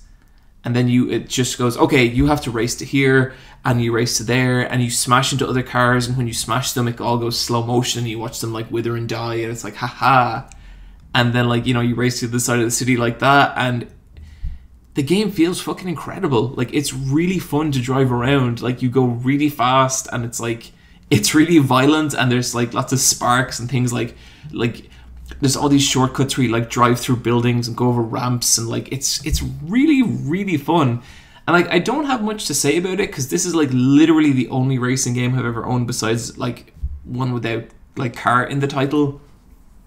But I've been having a blast with this game, and the soundtrack, it's like 2002 Krang. Fuck yeah. Yeah. Avril Lavigne's Girlfriend is in there. Guns N' Roses Paradise City. It's like, it's really, really good. And Michelle's really fond of it as well. And this is the thing with Michelle, she likes like blue sky games. She likes like Sonic. She likes games just that let her go and she doesn't have to think. And this is totally one of those games. And it is like perfect for that. It's such a good thing to stick on after like a long day, and you just zone out, and like, it looks really cool. Like, to me, it could just look like a PS4 game since they up-resed it, because, you know, racing games age very well. And it's a lot of fun. I'll be putting it forward for best old game. Good luck. Yeah, good luck. Sure. What's the shoe? Bloodborne. Yeah. Hey, you know what? That's fine. Hey, getting nominated is important too. Yeah. Mm-hmm. Yeah. But yeah, I just want to say that real quick. Really good game. Brian, I have been so fucking curious about this Omori demo. Okay. Do you want to give people some backstory on this? Yeah. Omori is a Kickstarter game that I backed a couple of years ago, made by Omocat, and she's a really, really cool artist. I think we all have something that she's made. I'm wearing an Omocat t-shirt right now. Yeah, she does t-shirts, log jumpers, pins, art books, this, that, and the other, super popular cons. Mm-hmm. Whenever she does a new launch of a product on her shop, you have to like wake up at 3 a.m. to buy it. That's kind of how it goes. Mm-hmm. But she did a little pixel game using RPG Maker, and I backed it a couple of years ago, and I backed the version where you get a physical art book because I was like, yeah. So that's apparently still in production because I get updates about it. But they released a demo because they had been touring at a few conventions like PAX and some other things like that. And so they put out the demo for the backers just to tie you over until the actual game comes out. And I backed this game to get a 3DS code, but now I'm going to get a Switch code. Like it was a while back. Yeah, it was a while back because it was also back when people like had no concept of how much a game cost to make. The original goal for this was $22,000. Oh, Yeah. that's Don't so do that. low. Don't do that. That'll pay one playtester. Yeah, that pays no one. That'll pay one playtester for less than a year. Yeah. Ridiculous. Yeah. I'm not finished the demo. I don't know how long it is. I don't know if like you just play it and then stop playing when you don't feel like it anymore. What's it about? Does it have a story? Looks Like- very Earthboundish. Okay. This game is. Have you ever heard of Undertale? Honestly, this game is Undertale. Like it's got a little bit of Undertale. It's got Earthbound. It's got Yume Nikki. It's got Witch's House. Sounds like my kind of jam. It's a mishmash of all of them. With also her original art. Like I like it. Like you just play as a boy and you're in like a void room with your cat and you explore around the room and you find a knife, but there are these red hands telling you like to push you back into the middle of the room. And eventually you can go out the door and you can hang out with other people, and it kind of continues like that. And it's cool because like you're inside like a boxed because it's very, very simple pixel graphics, but then it has like a nice border around it. The border will change depending on what room you go into. So that kind of feels like it's just got really, really, really nice artwork. And do you think that's what going to be the big selling point of it? Is it's going to look good, or do you think it's like the story will go places? I think it looks good more than the story. Okay. I don't like it. It's just like the story in something like Witch's House or Mother is just they really, really push those shitty little sprites to the max. I don't know how much they can push the shitty little sprites in this game, but you can tell that they're making it and they understand what's at the pinnacle of this and what they need to kind of like rival. So I'm hopeful for this game, but this is definitely like in the same vein as all those games, which is good. Like it doesn't feel like a shitty knockoff of one. Does it have an official release date? No, I don't think so. Well, I mean, it's cool they released a demo. Yeah. Because I remember, was this Brian the game that 2 or 3 years ago released a thing where it's like, hey, this is really difficult and we don't know when this is going to release? A few of them have done that. Yeah. Yeah, I think that was a fishing girl game. That was we're not making this game. Yeah, Oh, that was like, I can't make this anymore. I fucked up, and you can say mean things to me at a con because I fucked up. Oh my god. Well, she fucked up. And I will. Yeah. Like no, like she was a silly person for doing that. Like, yeah. I mean, enough people have fucked up like that I don't think she's like a bad person. She was obviously just incompetent at game design. Just very silly. Yeah. But like it's cool. Like this is a game. The one thing I kind of like about it that isn't in like Yume Nikki or the Mother series is that that when you talk to an avatar character, it's like a pencil drawing of them. So it's nice to see some like rendered artwork. So it has pixel art, but it has rendered art. Is there like a battle system or anything? I don't know. Okay. Like it's really like Yume Nikki. Okay. Like I think it reminds me most of the Yume Nikki, and I think like they're making it thinking like you haven't heard about Yume Nikki. Would you ever play Yume Nikki, Niamh? Nah. I think you'd hate it. Yeah. Greatest game of all time. Sure. Yeah, it's good. I remember It's one of them for me. Just like if it had the story, but its battle system was an RPG based one, then I'd be into it. But I don't like just walking around. It doesn't have a story or a battle system. No. It's just This is hard, it's no. pure atmosphere. I remember my girlfriend Rebecca was playing it, and I was like, "Can I play this for a bit while you're making food?" And she was like, "Yeah, sure. You just stick around in it." And so I did, and I found like 3 out of the 24 collectibles in it. And then she came back and she was like, "Okay, I have these items now." And she was like, "What the fuck?" I got like the stoplight or something, or I got one where it turns you to like a cockroach. Does that happen in that game? You turn into a bunch of shit in that game. Yeah, I know. I always play it for like 4 or 5. I'll play it at like 1 in the morning and just be like, "This is fucking great," and then I'll play it for like a year. I've never beaten it. I just love what it is. This game definitely has more narrative, and like it's got cute dialogue. Like this is a very, very cute game. We talking cute dialogue or cute dialogue? Feels a bit like LA. But like no, like it's grand. Yeah. It's not trying way too hard or anything. Okay, cool. That's going to do it for our strategy talk. Let's say move on to some Quicktime Events.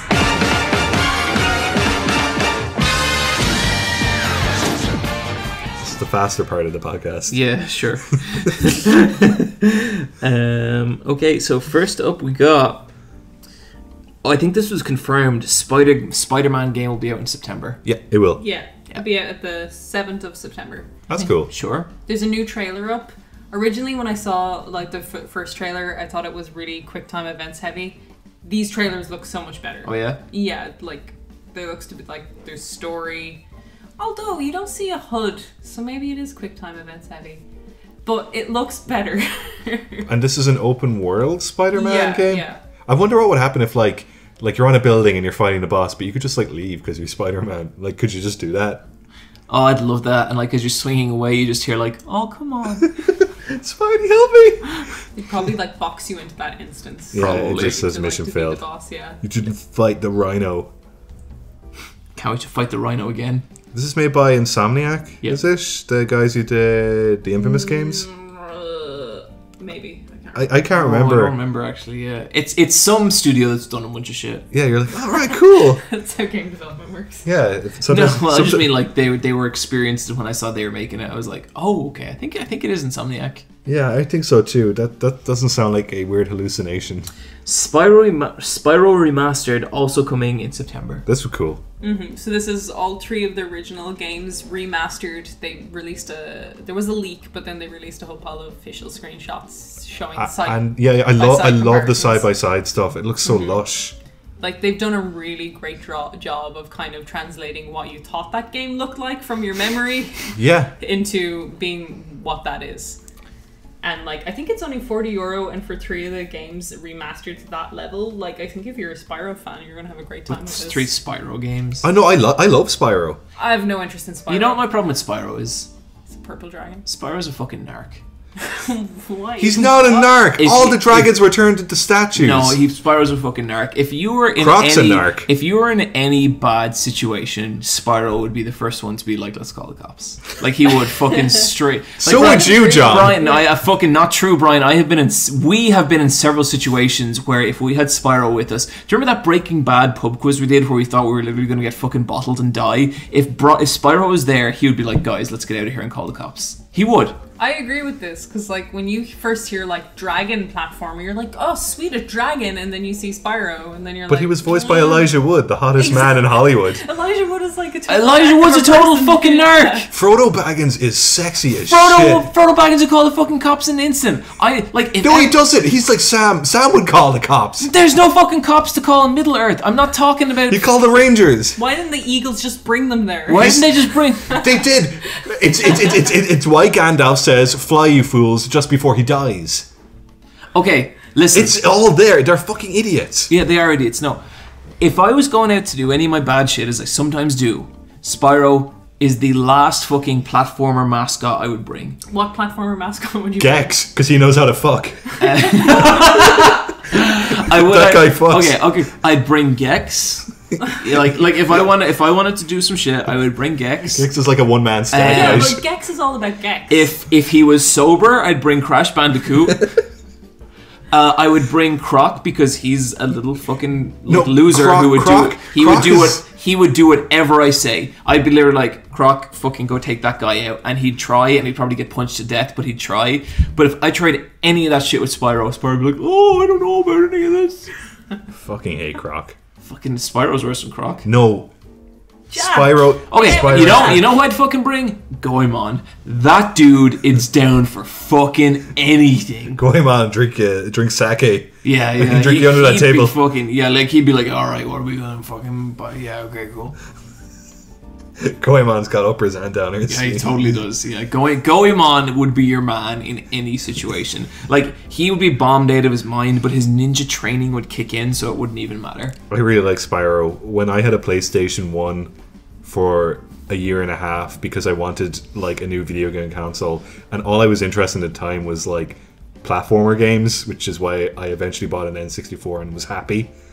But for a brief moment I had the first Spyro, the first Crash Bandicoot, and the first Croc, and Spyro was the good game out of those 3. I would say Spyro is maybe the lamest video game character of all time. No, Croc is Yeah. way lamer. No, Croc's cute. He's Spyro's not cute. lame. Croc, Spyro is so lame. like Croc is so lame that I played Croc 2 and it's just a rip off of Banjo-Kazooie. Okay, Croc 2 is a game, not going to argue for it. Croc is a design versus Spyro is a design. It's a cooler design. No, I agree. no, Spyro's fucking purple. purple-ass lame dragon. looking. I think Spyro's so lame. swag. Spyro's so lame and he's so scared of the cops not being around. Okay. I'm gonna do a Twitter poll that says, "Who do you want to fuck? Crash Bandicoot." Why fuck? Dude, no, no, one wants no, to fuck. no. Okay. Hang on, hang on. That at all. Okay. Who fucks? We No, have to have why? the word "fuck" in it. No, we don't. Okay. Who would you rather cause mischief with? No. Commit crimes with. Mischief is probably... No. Who is your best friend? Crash Bandicoot, Spyro the Dragon, or Croc? Jack. Look, I hate Crash We're Bandicoot. putting Jack in here because I don't want to hang out with any of No, those others. Jack is from PlayStation 2. Doesn't In count. fairness, I would do crimes with Jack. Yeah, Jack. I know. can do I'm crime. talking about PlayStation 1 platformer mascots. Fine. I'm out. I hate this. So how about the guy from Medieval? That dude. Oh no, fucker! You know who I wouldn't bring along for totally different reasons? Fucking Mario, because that dude is a fucking psychopath. What a fucking vapid hole of a human. What a just like nothing person who like you would try and rob a bank with Mario and he would just like snap the guard's neck and you'd be like, dude, what are you doing? And he'd be like, it's a fine, and then he'd just break the other guard's neck and oh. You'd probably be in Vegas with Mario and be like talking to one of like the showgirls, and he'd just like take out some brass knuckles and just smile. And you're like, "What are you insinuating, Mario? You're a dangerous person." He'd start like not swinging at anyone, but like kind of slowly revolving his fist, going woohoo! Just winding it up for fun. Yeah, no, Mario's like the other end of the spectrum. I wouldn't do shit with Mario. I'd still take him along over fucking Spyro though. So what the fuck am I tweeting out? The Tree Lads and some other Nothing. Please don't tweet anything. Yeah, nothing. I can't. No, I was going to tweet out something else. Just like I'd lost track of what we were talking about earlier. we all pick a mascot character we want to hang out with, and which one would everyone else want to hang out to? Which one you want to fuck? I don't want to fuck Goemon. Yeah, you I do. just want to John, it sounds like you John don't. wants to hang with Goemon. I want to hang with Jack from Jack's 2. And you want to hang with Spyro, I guess? No. 'Cause Okay, enjoy, Bryan. Have a great night. Yeah. I want to hang out with... Straight edge Spyro. If I have a choice, I'm going to hang out with Kazooie from Banjo-Kazooie. She's a cool bird. Yeah, right. Yeah, What, you want to hang out sure, with Bottles? okay. Kazooie's cool. I want to hang with Goemon. Me and Goemon are going to hit the fucking town. It's going to be great. 3D Goemon or 2D Goemon? Doesn't even matter. It does? No. The 3D one looks cool. The 2D one looks cool. Back to our quick news. Okay, segment. yeah, guys, you know what? We're getting a little spicy here, so let's just move on to some news that's really going to calm us down. Firewatch coming to Switch. Oh, cool. Shadow of War removing loot boxes. Let's see. Let's just continue. Yeah, Shadow of War Or removing movie loot six- boxes. up to 6 Okay, so look, this is idiotic. This fucking thing, like, just the idea of like, hey, you know what, guys? We just realized that loot boxes are bad. After no prior indication whatsoever that loot boxes might be a negative presence in our game, we've decided out of the goodness of our hearts to remove them. And it's like, fuck you. Despite the developers saying at the start when all this controversy was happening that they had balanced the game without loot boxes in mind and it was completely balanced to exist without them, and then when people got to endgame they realized really quickly that that was not true. That you need like special orcs for tower defense things and stuff like that. Do you want me to read their statement about this? Please. This Yeah. was put up on the Monolith website. The core premise of the Nemesis system is the ability to build relationships with your personal allies and enemies in a dynamic open world. While purchasing orcs in the market is more immediate and provides additional player options, we have come to the realization that providing this choice risked undermining the heart of our game, the Nemesis system. It allows you to miss out on the awesome player stories you would have otherwise created, and it compromises those same stories even if you don't buy anything. Simply being aware that they're available for purchase reduces the immersion in the world and takes away from the challenge of building your personal army and your fortresses. No shit, you fucking morons. No shit! And it's okay, well, they're not morons because this isn't stupidity, this is greed. Yeah. And like, the idea that they're trying to dress it up as anything but that is so maddening, because like I am sure there were very passionate, very talented game developers in Monolith begging them not to do this, and those are the guys I feel sorry for. And like I hate this idea that they just all came to the realization that they were fucking up their game with loot boxes. The entire press cycle of this game was people saying how loot boxes are going to fuck up their game. And now that they've made their money and that they've done that, now they're cashing out, and it's like, oh, whatever. Probably the reason they're cashing out is because there's not enough purchases from these loot boxes, that the server that financially supports it is costing them more money than it is making money. Interesting. After 6 months, so they were like, look, we'll just get rid of it because it's not going to have like, it's not going to make any more money than it is now. Sure, yeah, no, that makes sense. So, and then they disguise it as this. Yeah. I honestly think that's all it is, because it's a business. Yeah. Simpsons addresses Apu. Oh yeah. Oh boy. So ages ago we talked about Harry Kondabolu's documentary about the problem with Apu. Yeah. 45 minutes just addressing his personal opinions and the opinions of other Indian Americans about the character of Apu and what it meant for them growing up. A year later, The Simpsons have something to say. It's season. Do they? It's season 30 of The Simpsons. I remember watching this documentary and I was like, really, is Apu a problem? Because like I really liked Apu, and then I watched the documentary and I was like, yeah, you know what? Yeah, totally get that. If like some Indian dude makes a really good case for it and a bunch of other Indian dudes back him up, I'm going to be like, okay, that's a problem. This is the most spineless, toothless, cowardly response. Like, I really think no response would have been braver than this. Mm-hmm. So they're just talking about stuff that you can't fix. I don't know what... Marge and Lisa are talking. Then it pans over to a framed photo of Apu that Lisa has beside her bedside table for some reason. The whole thing is like, it's even more annoying. And they look at the camera. That they get like Lisa to say it as well, because like Lisa was the moral compass of the show that cared about shit the same like this. Character who thought that like Malibu Stacy was like a bad like example for little girls. The same character who like fought against that is the same character who's being like, and like they use the word like politically incorrect, which is like, I think he made a better case for, you know, the problem with Apu than politically incorrect. The way they Racial present it is stereotype. Marge comes back to Lisa at bedtime with a fantasy book, like a fairy tale, and she has a whole pile of like post-its in it, and she's like, okay, I've removed everything problematic, and she's just like, oh, it's weird that when you remove everything there's nothing left. And it's this weird like straw man argument that if you remove, like, you know, it's like, that's not the idea that if them. you removed the problematic aspects from Simpsons there'd be nothing else is such an incredible misunderstanding of what The Simpsons was. The Simpsons used to be like a very socially, culturally significant thing, and a lot of it was dealing with this kind of shit. It was counterculture. It was. But yeah, incredibly spineless. Like, and you know, it just shows that like modern Simpsons is just so toothless. Like it's sad. And you know that like line was just written by committee. Like, where before that would be like, Would have been a personal. yeah, it would have been a personal response, but now it's like, shit, how do we cover our ass? No while saying no something? single person would Yeah. credit themselves with this line. No self-respecting writer would. And it's like, it's interesting to see how it's been like received online, because I think everyone knew we don't really like The Simpsons anymore. It's not great. But like after this, people are just like, fucking out. I'm out. This is not the same show whatsoever. And it's really sad, but hey, they did it to themselves.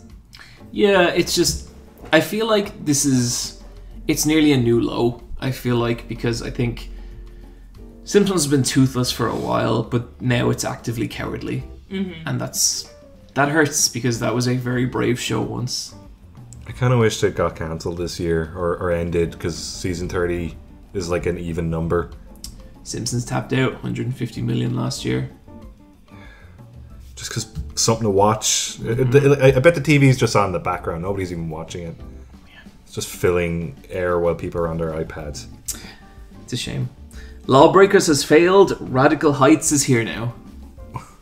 What's this? Okay, so Cliff Bleszinski's studio Boss Keys ran They talked a lot of shit in the last couple of years about how they were releasing their, not exactly a team-based shooter, but not far off, their Overwatch Lawbreakers. Oh yeah, the anti-gravity one, is it? The anti-gravity one. And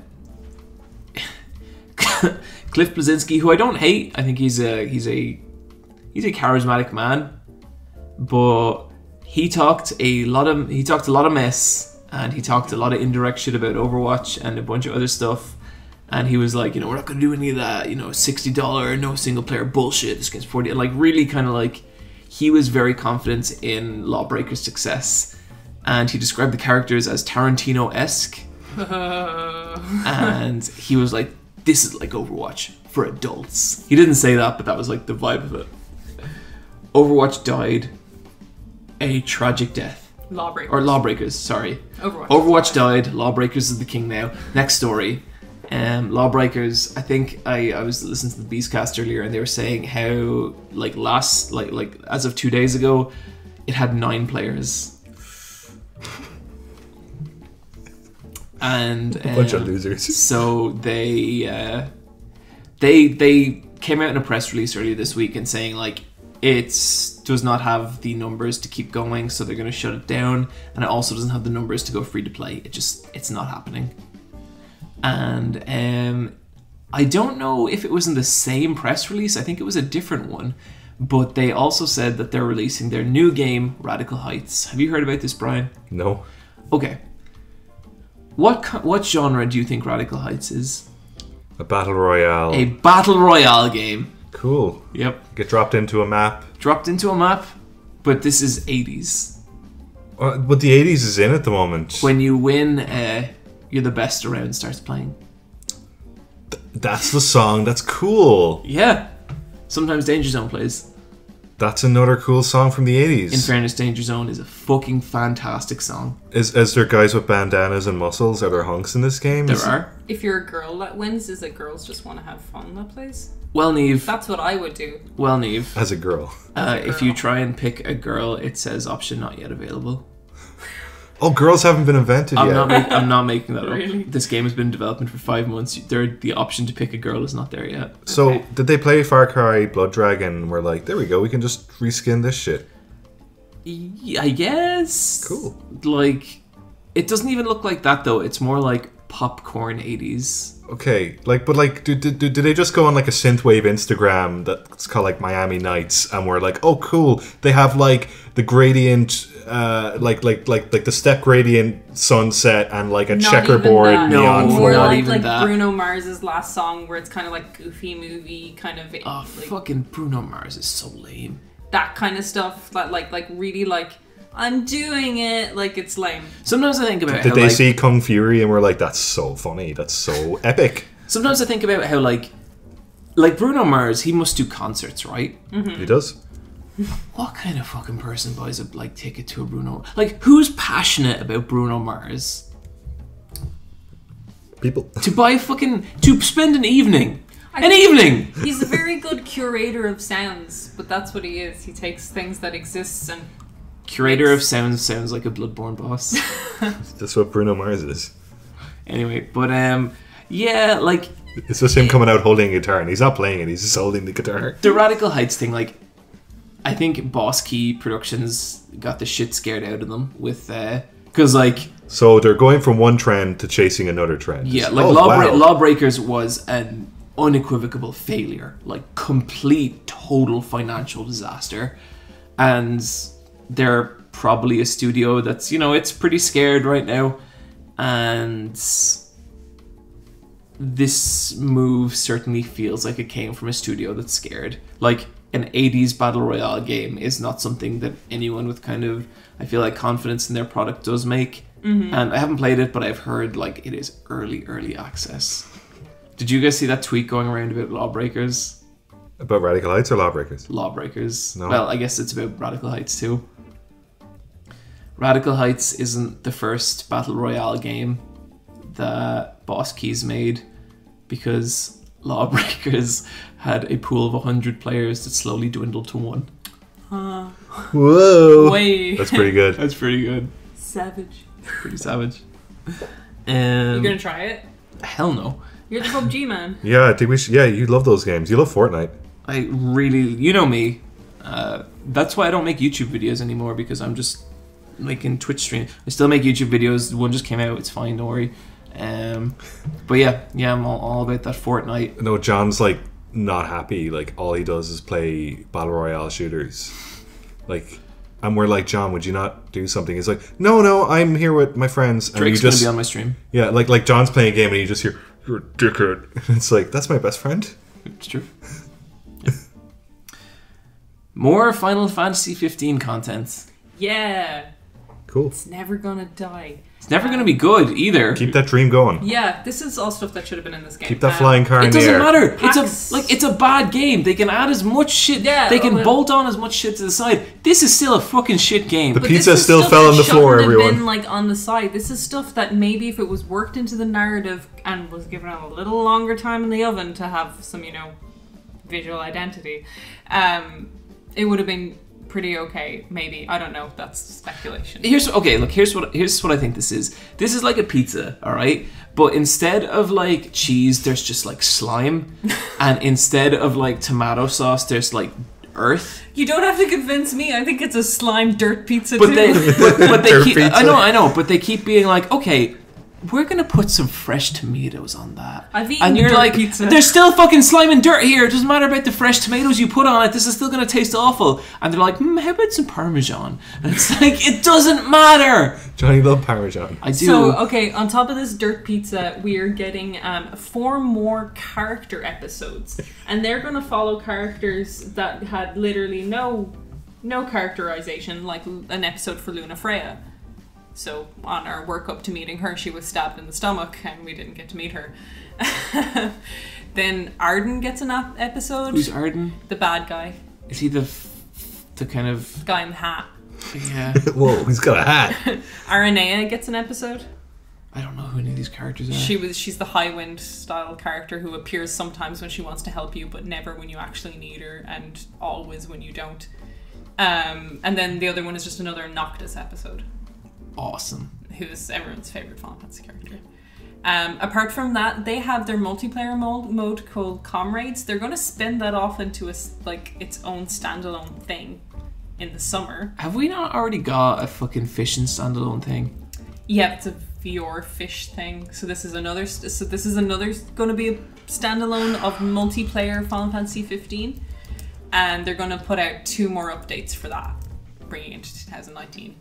And this is all after the release of the Royal Gold Edition, so we all know that doesn't have everything in it already officially. I might get the Royal Gold Edition. I'm actually thinking of going back to see what Comrades is like, and just to see what this train wreck is. I was playing a little bit of like Brave Exodus on my phone and stuff, and I was like, Final Fantasy is in a weird place. Yeah, it is. Okay, we're gonna move on into emails.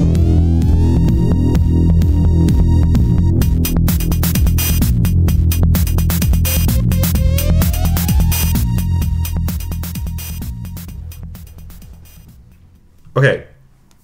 This first one is from Trashboat, and these are rapid fire questions. Oh, awesome. Okay. Wait, Trash Boat. Trashboat. That's a good name. It's really, really good. And Trashboat also looked up Minerva Mink because of the last podcast. Oh shit, what do you say about her? But nothing awakened with him. Yeah, I like Trash Boat a lot. Okay, yeah, me neither. Okay, John, these are for you. Okay. Are you caught up with Hunter x Hunter manga? There are some wacky shenanigans going down. Also, have you or do you have any plans to watch the 99 adaptation? It's pretty cool, and there are some things that are better and worse than the 2011 version. It's worth watching if you want to see an alternate take on the story. It's similar to the 90s version of Stardust Crusaders in that regard. Plus, you get to listen to some new opening. These aren't rapid fire at fucking all. They're not, no. Would you, John? Kinda agreed, and yes. Yeah. I'd rather watch the 90s Stardust Crusaders. I'm not pushed about Hunter x Hunter. Niamh? Hunter x Hunter is amazing. Is it Hunter x Hunter or Hunter x Hunter? I think it's Hunter Okay, x Hunter. look, I'm fucking sick of getting tweets about this shit, alright? From now on, I'm going to say Hunter x Hunter in videos because I'm sick of people tweeting me about it. But why the fuck is there an X there if you didn't want to put an X? Aesthetic. It looks Aesthetic. pretty. Okay. Okay, do you know what? When letters look a certain way, you have to say them a certain way. I don't care that he himself pronounces it Hunter Hunter. The guy who pronounces it GIF pronounces it GIF, and I'll be cold in the fucking ground before I say that. Yeah, fuck that. So, yeah, okay, everybody, I'm gonna start saying it Hunter Hunter, but for fuck's sake, you're wrong. It is Hunter x Hunter. Learn to read, you goddamn idiots. Okay, but John, how about JoJo or JoJo's? It's not called JoJo Bizarre Adventure, you morons. Because some people are like, why is it JoJo's? Because it's JoJo's Bizarre Adventure, you fucking fools! How are there people stupid enough that I have to actually explain this? Things are the way they are because they are the way they are because they're fucking written that way. I'm gonna go watch some JoJo Bizarre Adventure. You moron! You fucking idiot! And then you get on Twitter and explain to me that I'm wrong? I'm getting a little passionate. John, It's been a lot of tweets, Niamh. Here's the next question to make you feel good. You recently made a video on wrestling, even though you primarily focus on anime and manga. Do you shy away from making certain videos as a fear that they're too niche? Did April Fools factor into your decision to make it when you may have not have otherwise? It seems like this person just answered their own question. No, like that's a fair question. Like a little bit. Like generally, I just more and more go like, what am I the most excited to make something about? Like I've said that before. I will never make a video on something I'm not like excited to talk about. And I'd really wanted to talk about wrestling for a while, and then like not long ago, a person linked to me the whole like Golden Lovers Twitter thread, and I got really into that, and that kind of led to me discovering New Japan. And then I was like, okay, what's like the opportunity to talk about wrestling here? And then I saw that April Fools was coming up, and I'd been trying to think of something to do for April Fools, and I thought that would be kind of a fun one, and so it just kind of came about that way. I'm not going to talk about anime forever because eventually I'm going to like run out of anime to talk about, but I'm hoping that there will always be good new anime coming out, or at the very least I'll be discovering new anime. So I think anime will always be like the core of the channel, but moving forward I'll probably be doing different kinds of content as well. Okay. And then this is the follow-up. When's that Gungrave video coming out? Are you the person who keeps tweeting at me to do Gungrave videos? Dude, I haven't watched it. I don't know. I've never heard anyone say anything about it. And then, John, this is my question. When's the My Hero Academia video coming out? Never. Actually, never.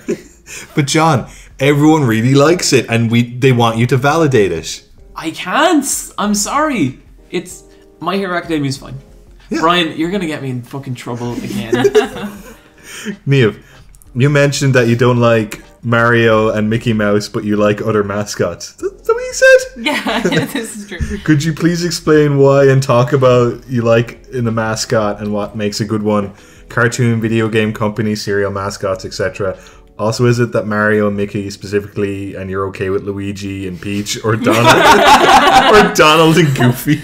I like mascots because I like when things have like a visual character to signify them, and I also think mascots like Mickey Mouse and Mario look visually pleasing. They're like mostly circles. They've got primary colors. They're nice designs and shapes. But then when I think about what Mario is, a little man who just jumps around and is annoying, I hate that dude, and I hate all his games. And I hate Mickey Mouse because he's also really annoying. His voice is not very good. But visually, I think they're really appealing shapes. I have figures of Mario. I have figures of Mickey. You're so fucking But I don't like them. You know, like, Sony's mascot, original mascot, was actually pronounced Sonny. So it was like a little boy with like a side parting in his hair. And I think that's really funny that their mascot is just this like well-meaning boy with a side parting. I just think. But Mario's lame. No, they're all lame. Mascots are all lame because they have to be wholesome. Sonic the Hedgehog. Sonic was designed Planters specifically Peanut. not to be lame. The peanut with the monocle is fucking cool. He is. So is Monopoly Man, and like I like Moneybags. Yeah. I would have a figure of all of these. I really like mascot characters because they have to follow design rules. Do you like the big boy donut guy? The boy who's holding up the big donut. Is that a real mascot? I think it's real. Is it? I don't know. I like him. Okay, Niamh, let me hit you with a curveball here. Mm-hmm. Blink's the time sweeper. Yeah, the Microsoft Xbox guy. Microsoft's answer to Sonic. Yeah, he was designed by Yuji Naka, the creator of Sonic. I prefer the giant floating head. Who was that from? Was that Sony? Polygon Man? From Lila Ors? Andros? No, there was like, I think it was either Sony or was it Xbox, but they just had a Polygon Seaman. Yeah, Seaman. Seaman. That dude fucks. Seaman? Well, you have to teach him to fuck. Oh my god. Stop saying characters would fuck. Do Mario fucks? You have to have a very strong visual identity for a mascot, so I think they're really good looking. I just don't like the characters. Okay. Alright. What are some things you want in Final Fantasy 16 after your experience with Final Fantasy 15? Story, character-wise, environmental design, battle system, etc. How about Final Fantasy X-3? Sure. Move on. Next question. Why did you choose the name Fall Dogs, and when did you know drawing is something you'd want to pursue? Come on, these are good questions. Why? I'm curious. That's Yeah, the question. Niamh. Trashboat wants to know. Fall Dogs is a bad name, but every other name I've ever had on the internet has been bad as well. They're all bad names. They're all bad. They're all bad They're just names. super bad. No one has ever picked a good name. The reason- Except Trash Boat. Yes, Yeah, I hate the Trash Boat name. Trashboat, you fucking rule. The reason I went for Fall Dogs is like, I like Metal Gear, Diamond Dogs was a Bowie song. Another Bowie song is Fall Dogs. I like dogs, and fall is a nice word, I guess. So both our monikers come from Metal Gear. Yeah, pretty much. So lame. Yeah, I Love that. You don't even like Metal Gear. I like enough of Metal Gear. I like the enough Metal Gear that anyone should like. Okay, this is Bryan. Can I read your ones? Sure. Bryan, I was wondering if you could talk a bit about your animation Rainy Day Melancholy. Was there any specific inspiration for it? How long did it take to make? Was voice acting a challenge? And does doing a podcast help with that due to all the talking, etc.? Okay, I'm not going to talk about the film now because these are supposed to be rapid fire and I'll get into a tangent. But it was inspired by my childhood and it rains a lot in Ireland. And so we've all had that experience where you're stuck at home and you have to keep yourself occupied. That was just me every day, regardless of weather. John had no siblings. No siblings, and I didn't like outside. I had two sisters growing up and eventually a younger brother, but that was like 12 years later. But I used to fight a lot with my sisters. So a lot of it is just inspired by that. Took on and off 6 months to make. I made another film in the middle of making that film because I got fed up with the other film. Voice acting was fine. I've done films with voice acting before. The podcast helped in that I borrowed John's microphone. And I used the same audio capturing software that we use for the podcast. That was it. Okay. Okay, question number 2. How did you become a One Piece fan, and what specific elements of it made you want to keep coming back after 20 years of publication and 900 chapters? Did the art style put you off at first, or was it something you were always okay with, as I know the art style is quite divisive? Okay, we're now at 901 chapters, which is fucking sweet. I got into One Piece because John recommended me a manga called Death Note, and I read Death Note, but at the back of all the Shonen Jump tankobons of Death Note, it had like the big tree, which was like a picture of Naruto, a picture of Ichigo, is that the guy's name for Bleach? Yeah. A picture of Luffy from One Piece. And so I was like, okay. So I watched the first 50 episodes of those 3 anime, and I stuck with One Piece. One Piece was my least favorite out the door, though. Really? Because of the art style. Huh. I saw Usopp and I was like, ugh. And I saw Nami and I was like, ugly. But then her brain captivated me because she's such an intelligent person. Shut up. What? She likes maps and I like maps. Sure. That is not the reason you like Nami. It is. It fucking is not, no matter what you tell yourself. Go on, say it then. What do I like about Nami? Titties! Big anime titties! Really? I didn't notice. What keeps me coming back is that the storyline keeps going and keeps like referencing stuff that's happened it's before. It's still good though. It's still good. Still good. The creator Oda has made a bunch of rules and he sticks with them. He never retcons. And every other fucking author ever retcons shit, but Absolutely. he doesn't. It's amazing. Okay. Okay. Oh, And this is then- for all of us. This is for the boss cast. You mentioned you got a comment saying you guys don't like popular things. Do you ever worry that some people will perceive you as contrarians for not liking popular things, especially if they're well liked by lots of people, such as Super Mario Odyssey or My Hero Academia? Okay, I feel like there's 3 kinds of arguments that, like, I just immediately am like, no, I'm not having this argument because that is a ridiculous point. And the first is like, you don't like this because it's popular. The second is, you're just pretentious. Because pretentious, that doesn't mean anything. Like, the person hasn't made any counter argument to what you're saying. They haven't based anything else. Like, there is no, like, good reason to call someone pretentious. Just means you don't like the way someone says something. And so when you see someone basing an entire argument off that, it's like, fine, it's like the populist demo. Can't remember what the third one is because the sentences run on for a while. But yeah. So I don't worry about that at all, because it's like, the idea that I would not like something because it's popular is so fucking stupid, because why would I deprive myself of, like, I actively search out media to enjoy so I can talk about it on this podcast, so I can make videos about it. Like, finding things I love like, that's how I eat, that's how I make my living. Why would I deprive myself of that just because something's popular, when I do love all these other popular things? I love One Piece, I love Berserk, I love Dragon Ball Z. Like, there is no part of me that thinks I am like some intellectual auteur who only likes things you've never heard of. Yeah, that's insane. Yeah, like, I like Harry Potter and I'm cool with that.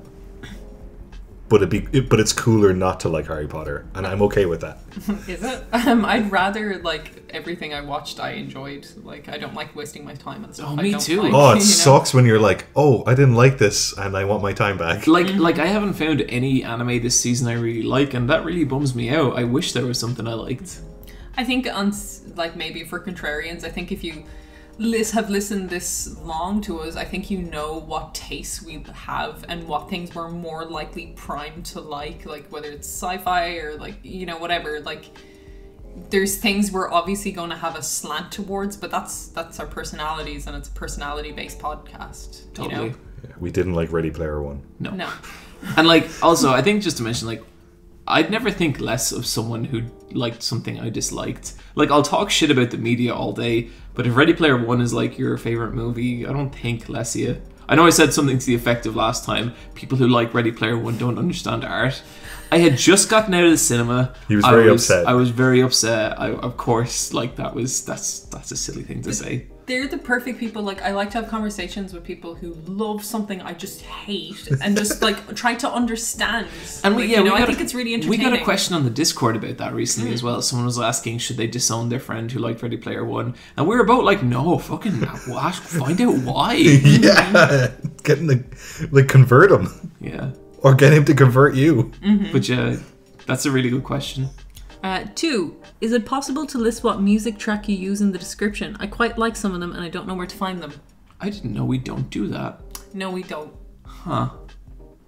I tell you, when I used to do those descriptions, please don't make me do them again. You see, like, sometimes I wait until I'm editing and then, like, the right song comes along, like Bananas in Pajamas. Yeah, I like that song. I mean, I guess, like, we could, but I can't promise anything because I don't care enough. Do you know what you could do if you really, really wanted to be clever? Is that you could download the MP3 file, trim the audio, upload that bit of the audio to one of those audio finder things. Oh, on your phone, you can do an audio finder as well and just play the episode. But I'll try and do it. I'll try and do it in, like... We should probably start trying to do that. Yeah. I think in future, just maybe to preempt this, we might be doing away with the end song.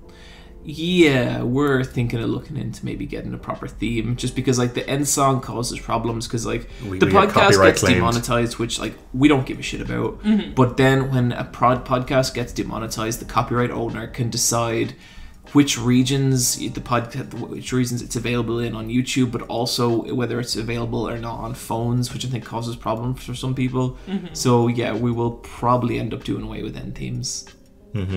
Mm-hmm. Which sucks, but hey, we can always just loot drop a song we like. Yeah. Mm-hmm. And then question 3 is my favorite question. Keep up the good work. You make the 2 week wait worth it every podcast. It's a very good question. It's a very good question. Trashboat, I love you. Thanks, Trashboat. Those were very good questions. Okay, this next one is from Peter, and it's about strengths and weaknesses when reviewing or contemplating media. Hoo boy. Okay, I was wondering about this What would you say is your strongest and weakest side when reviewing, discussing, or contemplating media? If not, what would you say is each other's strongest and weakest side when reviewing? What do you guys think? We do ourselves first or what? Yeah. Who's this by? Peter. Peter from Norway. Yeah. He sends love. Okay, I guess for me is that, like, if you get, like, super nostalgic about something, you get the rose-tinted glasses, and it can get away with a lot of shit then, to your personal taste, even though it might not be that good. I hate when people appeal to that part of me. I'm a sucker for it. You are.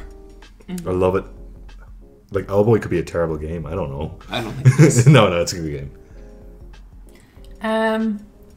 I think strengths are just from like my job. I do like layout design and background design.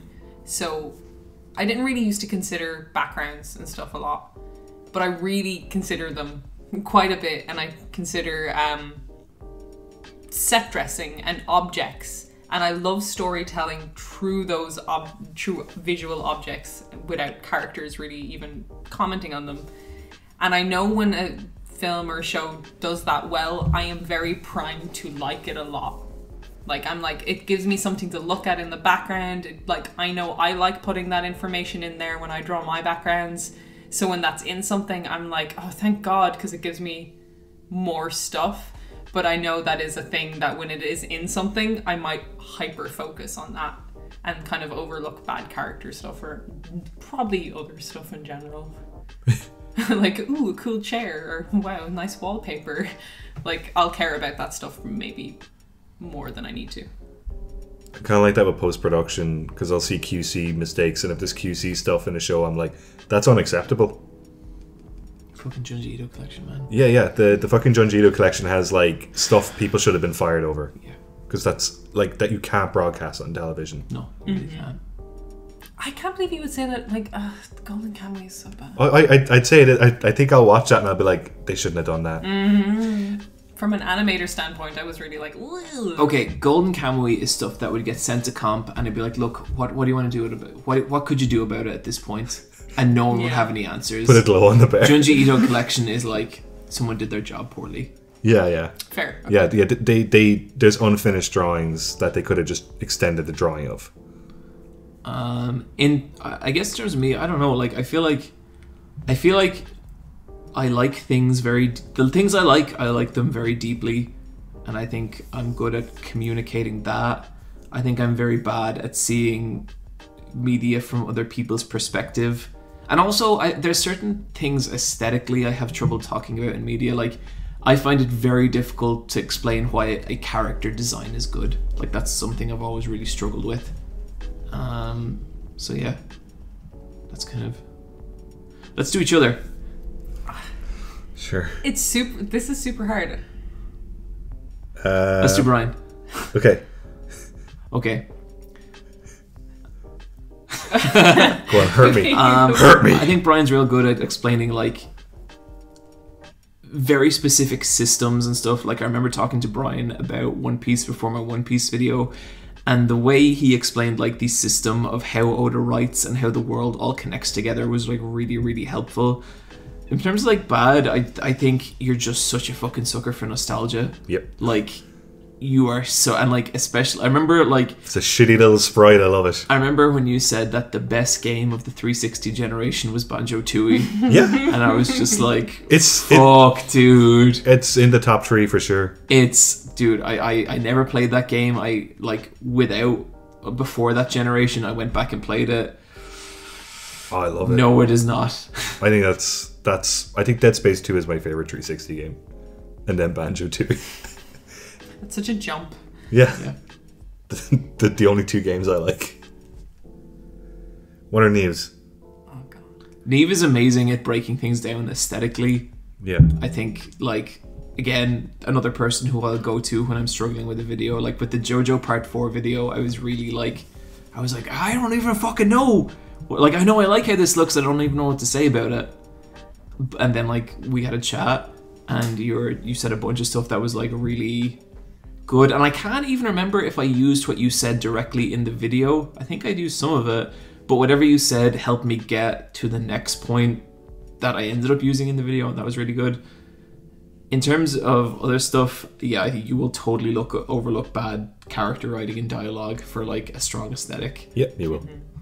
You will. But that's not like, neither of those things I think are really bad. I think that's just what you guys like. Yeah, but like, I guess it frustrates us sometimes when you're like, would you not look at the shit that you're playing? See, like from like where I would be like, I think the character writing can only ever be as good as the world writing. Because if the world isn't developed well, then how can you convince me this character lives and exists here? So it's so interconnected to me, so I can kind of...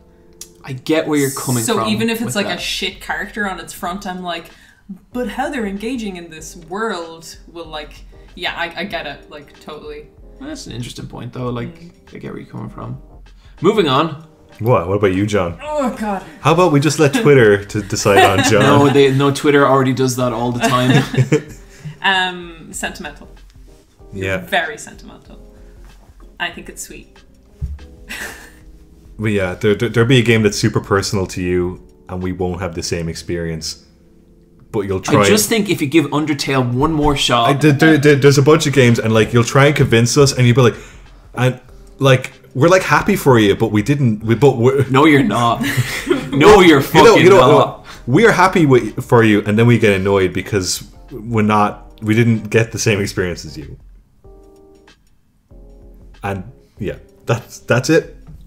I'm not going to say any more because everyone knows. They do. They're on Twitter saying it. What about you, Niamh? What do you got to say? It's just a sentimental thing. Like sometimes you like really connect to a character, and you, both of you. This is a criticism to both of you. Both of you like bullies a lot, and I don't know what that is about. But you like really mean characters, and you seem to hate nice characters. I absolutely hate nice characters because all a nice character is just like, oh, I'm going to open up this book of etiquette and make my character act according to that. No, it's not. Titus is such a good character. It's so much harder to be a nice person, and it's so much harder to be a nice character. It's not, and like, I don't like nice people in real life. What? I don't. If someone's polite and nice in real life all the time, get out my way, wiener. They're not nice and good are different things. Okay, but like...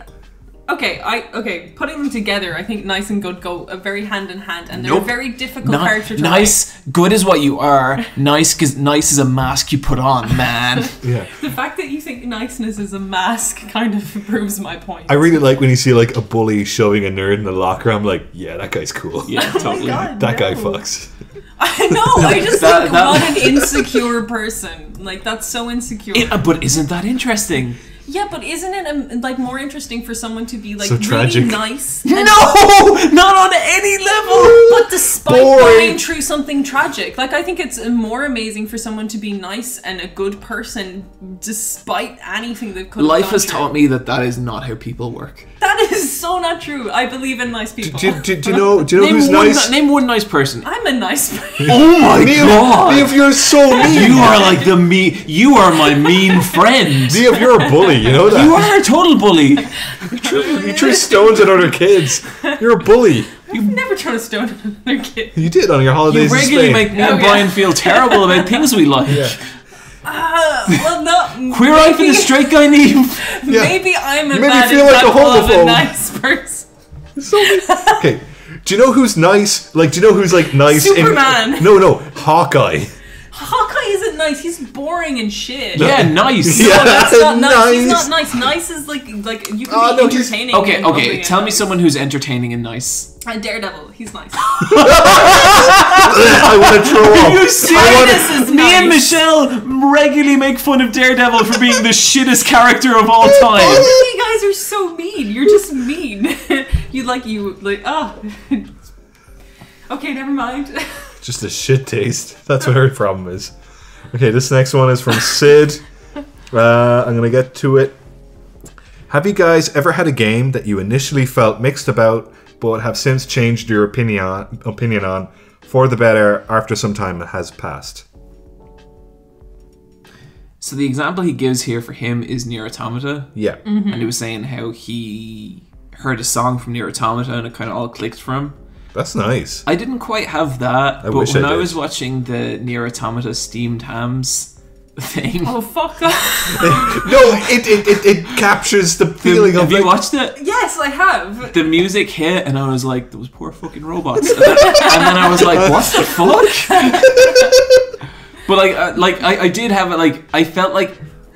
it sucks. In that moment, I felt more for Nier Automata than I felt during the entirety of Nier Automata. Oh my god. fucking Superintendent amazing. Chalmers made it happen. But, like, it was, like, I kind of connected to the game in a weird way in that moment. Still not to the point I would like to, but I was like, wow, yeah, everything. Like, I guess the best way of looking at it is like Game of the Year games where we're like, yeah, we played it and then we like revisit it 6 months later in our heads and we're like, did we like it? I think I go kind of back and forth on like Hellblade. Yeah, because there's a bunch of stuff in there that really works. Do you know what's interesting about Hellblade? I feel like that's a game it's really like, it's very close to what you should like, but it's just that bit off, and so your reaction to it is kind of stronger in a negative way, you know what I mean? It's like on paper, and when anyone told me about that game, I was just like, that sounds like something I would love. That's me in Hero Academia. And you're just like, I don't think I love that, but I love that someone tried I know it. I should. Yeah. Like, it's ticking a lot of boxes, but Deku's pretty fucking lame. Deku's nice. Deku's nice. Like, He's not even an idiot. is like, Gone there's not nothing. nice? Gone is nice. Gone's amazing. Keep watching that fucking Chimera Ant arc. I'm never saying nice people aren't capable of doing bad things, but that's more interesting when a nice person can show that they're capable of bad things rather than a person who was always bad just doing something more worse. No, but then the bully turns nice at the end and you're like, Yeah. But he's still kind of a bully. Yeah, like But Vegeta. but that just justifies a bully being a dick for ages because at the end they're kind of nice. Vegeta. Yeah, it's interesting. Like, it's not about being a good person, it's about being an interesting character. Piccolo. Piccolo's a good guy. Piccolo's not nice. He's a nice guy. He is not. Maybe I have a terribly skewed definition of nice. I think you have this weird... You do, because you're not nice. I see. This is interesting because I think you have this weird, impossible idea of what nice is, and I think other people have that idea as well. And that's the kind of bullshit characters that these like people write for. Max from Life is Strange. She's nice. She's nice, but she's also brave. Oh my! She's literally the lamest character in the history of fiction. She's 15 and sees her friend get shot and digs up a body. What do you want from her? Like, that's a hard time. To be a fucking character! To be anything other than, man, Final Fantasy Spirits Within was such a good flick. I'm pretty sure she says flick. Yeah, the flick. Okay, how about Sands of Papyrus? Are they nice? No. No. What the They're fuck? not. What the fuck are they? They're mean. Yeah, they're mean. Especially Sans. Oh yeah. And they're both bad characters. Wrong. So fucking Boring wrong. Characters. No, there are no boring characters in that whole fucking game. That whole game is boring. Maybe the main character. If you know what? Fucking go watch H-Bomber Guy's video on it. Did he make one? Yeah, he did. He called it the greatest RPG of all time. H-Bomber definitely knows. Oh yeah, like it's Final Fantasy 7, is it? Yeah. I think it's a purer experience than 7. I don't know, Sephiroth's a cool guy. He's nice. I like Final Fantasy 7 better than Undertale, but like if I was gonna recommend one to someone, it would be Undertale. Yeah, 'cause Yuna's it's- a nice character. She's alright. Like she's cute.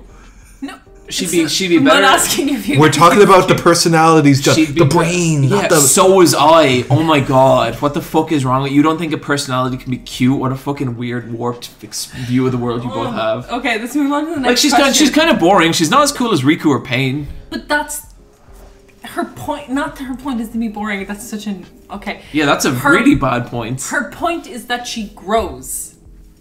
So she stops being nice and starts being a person. No, she's still nice, but she doesn't let people walk on her. So she's not nice. What's it? Only nice people get walked on? Yeah, only No. nice people are weak, Being Niamh. nice is having a defined moral compass and sticking to it. I think Vegeta's moral compass is pretty fucking defined. Okay, thank you, Sid. Thank you, Sid. That wasn't even the question anymore. Whoa. Look, Sid, thank you, alright? Thanks, Sid. I'm sorry. We're so sorry. Okay, this one's from Rain. Okay. It's 2 questions, alright? Okay. This is the one that, like, Niamh wanted. Okay. So you read it out. I spent the last 10 years or so as a lapsed gamer, mostly for financial reasons, missing most of the PS3, 360 and Wii generation, as well as everything that's come after. Fighter Z and stable income finally motivated me to get back into gaming, but the landscape has changed so greatly that I'll fear I waste a lot of time just trying to keep up with modern releases, let alone trying to make sense of what came before. Therefore I ask, what did I miss? In your opinions, what are the best games, consoles, game-related content etc. from the last decade? Are so that it would behoove a born-again gamer to familiarize themselves with in order to understand the here and now of video games. Recommendations of personal favorites from the last 5 to 10 years would be quite welcome. What's her name? Rain. Ray, let me tell you about Rain. a little game. Marks. Rain? Marks. Rain Marks? Sincerely, Marks. It's from Marks. Oh, okay. Marks. Marks, let me tell you about a little game called Undertale. Undertale isn't a game. It's fucking brilliant. It's it is like the 5 best to 10 RPG. years. In the last 5 to 10 years, you think Undertale is the best game? Undertale? I didn't say it was the best game. No. What? Yeah, you know what? It's the fucking best No, game. no, Niamh. no. We are talking about games that are more than 5 years old. So 5 to 10? Yeah. Oh. So in that case, I don't know. So what generation are we talking? Wii 360? 360. Yeah, like Dark Souls. Do you know what? To me, I feel like a lot of the big games from the last generation are getting HD ports to the PS4. Total Dark Souls, absolutely. Mass Effect 2. Yeah. Totally. Mass Effect 1's better than 2, but sure. I've never played one. It probably isn't. I think GTA 5 is really good. That is a HD release on the PS4 and all the other systems. That kind of tells you a lot about games. I really like the 360 generation and the PS3 generation because it was very narrative based. This is before Uncharted. everyone got into like games as service and really like there was always a multiplayer that's a good element to point, games, actually. Yeah. but there was a lot of narrative games. No More Heroes 1, there's a remake of it for the PlayStation 3 called Heroes Paradise. That's one of my favorite games ever. I love all the BioWare games. I love Jade Empire, Knights of the Old Republic, Star Wars Knights of the Old Republic. Dragon Age is 1 and 2. I never played anything past Origins, but Origins was fantastic. Origins is great. Mass Effect 1, 2, and 3 are good. There was some really good survival horror. Condemned was a good series that I quite liked. Dead Space as well. Mm-hmm. And the first 2 Dead Spaces are really good, and then you get the microtransactions in Dead Space 3, so you're like, oh, this is what happened. Mm-hmm. But like the narratives of the first 2 games, and like the third game, there is a good game in there somewhere.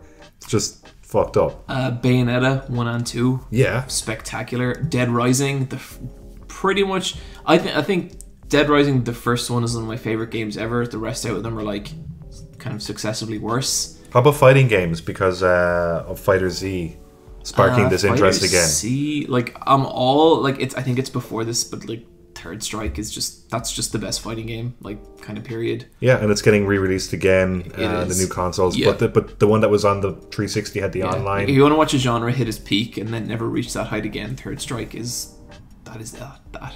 I wouldn't really say that about Tekken 5. That was a really good Okay, Tekken game. but like we're actually talking about fighting games, Niamh. Okay, well if you want a fun Tekken 5 is fantastic as well. I like that is definitely the best Tekken's ever been. If you want some like weirder games, Enslaved was like this game that they got. Oh yeah. What's Andy Serkis to do the animation for, and it's kind of like a retelling of the Journey to the West thing. So there's this sexy monkey man, and he falls in love with this like human woman girl. But there's loads of set pieces. There's a really high budget for something that probably shouldn't have had it. This is done by the same people that did Hellblade, and they did. Yeah. What was the launch title for PS3? Lost Odyssey or something? Wasn't it? Was. So with the girl, Heavenly Sword? Yeah, that it was was it, your yeah. one with the red hair, yeah. Yeah, that was good. Sorry. But Enslaved's quite good. I really liked... Was original Watch Dogs PS4? Yeah. It was supposed to be a launch Yeah, game. It's not. Yeah. I would say the original Telltale Walking Dead game was fantastic. Yeah. So was XCOM. Yeah. I can't think of any good Wii games. Mario Galaxy, but I'm not that pushed about it. That's it. I really like You Halo love Reach. Galaxy. I love Galaxy too, but like I don't know. Fuck. Those games get older and older, and like they're never going to get re-released because they can't. They're fucking stuck with that stupid Wiimote. Like Skyward Sword is trapped on the Wii. Good. Like that's a shit game, and it's Sealed on the Wii. yeah, like it can't be ported because it's so relied on the motion controls. But yeah, I think that's a pretty good selection. Yeah, DS games are good.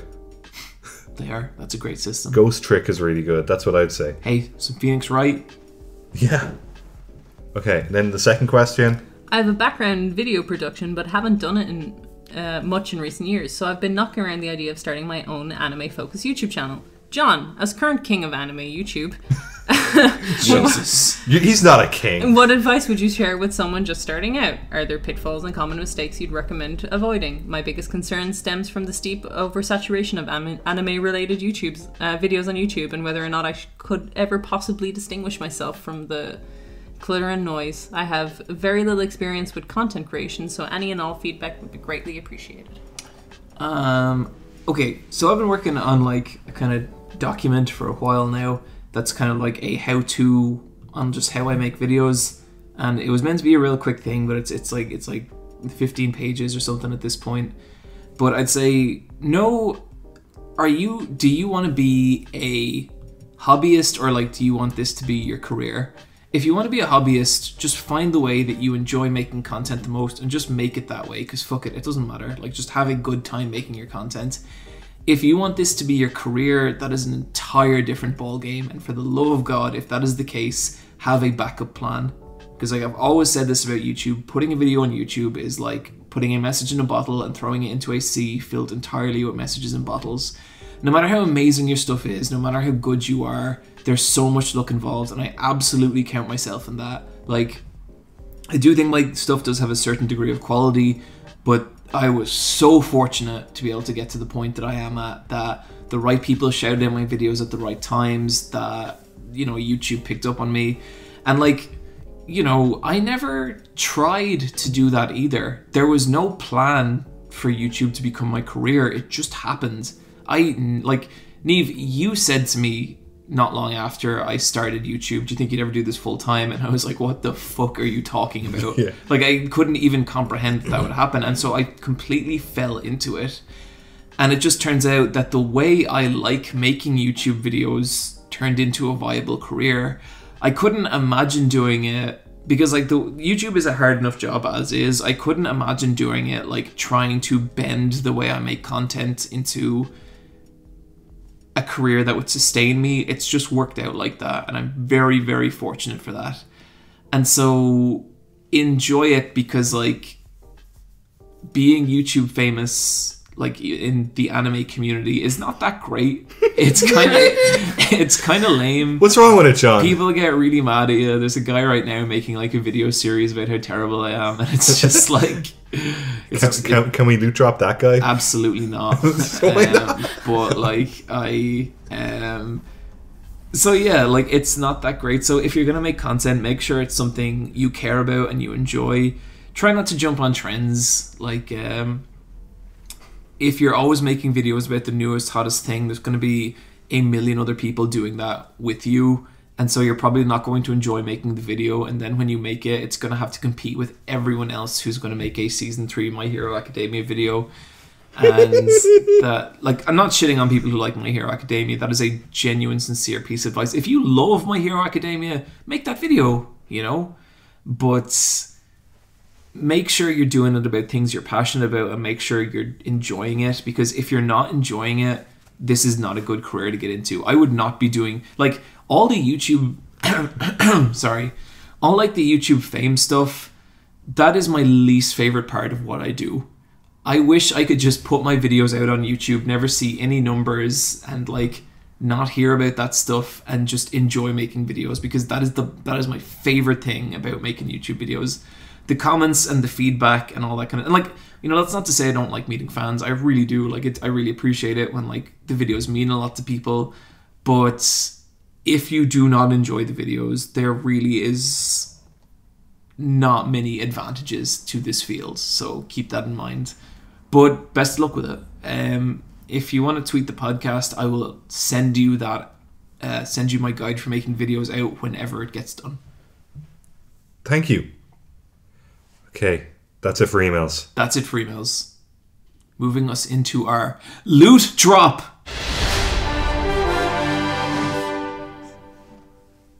Okay, who's got what? Niamh, what do you got? I got Casefile's series on the Silk Road. Before, I think we like shouted out like Sword and Scale as a really good true crime podcast.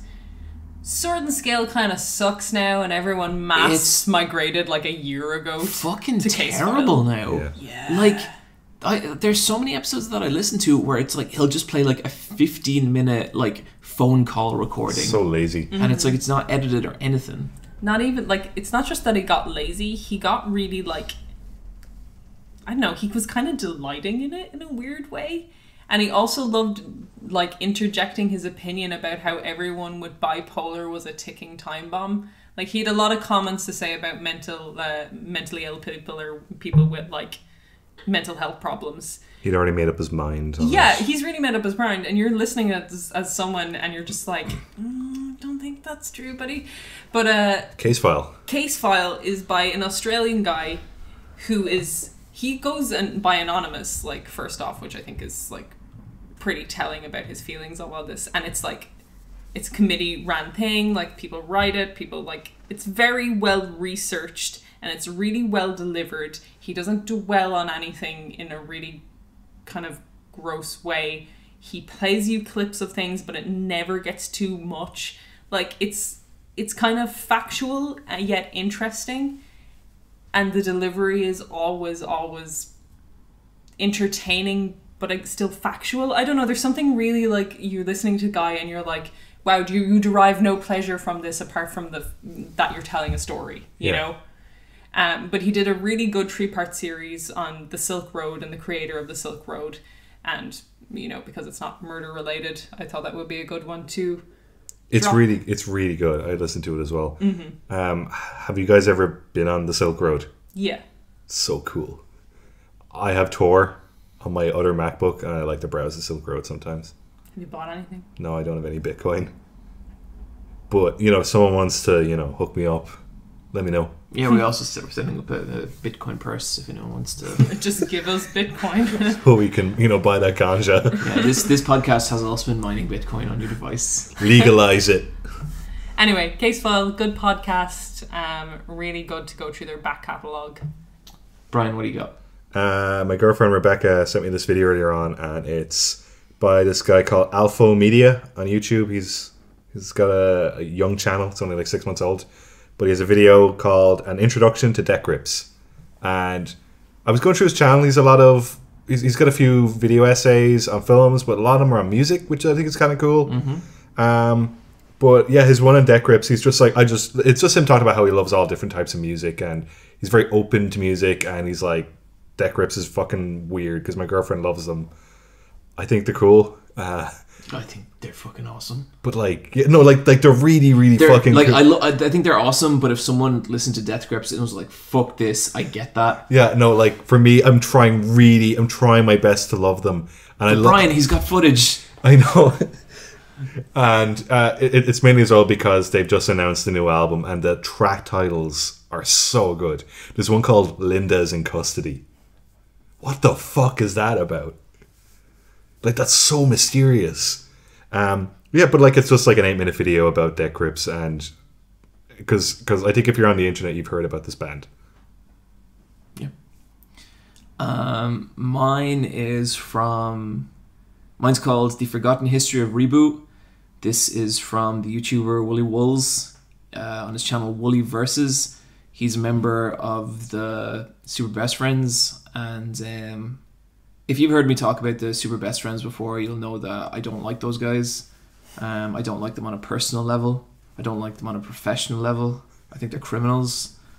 It upsets me when people associate us because I can't adhere to anything they do, but Woolie actually pulled out a pretty decent one on this one occasion.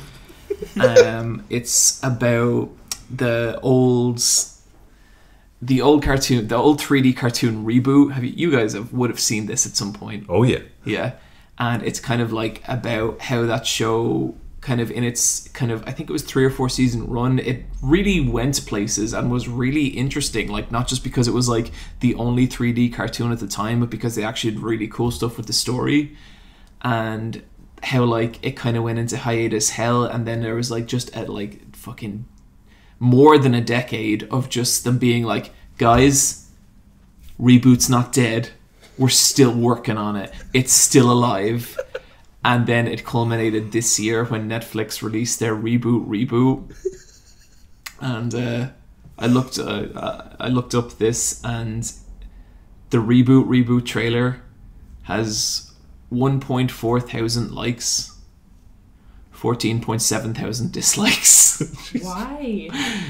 It's the video. I have just the video for that question, Niamh, and it's the Forgotten History of Reboot. It's a great video, so yeah, totally go check it out.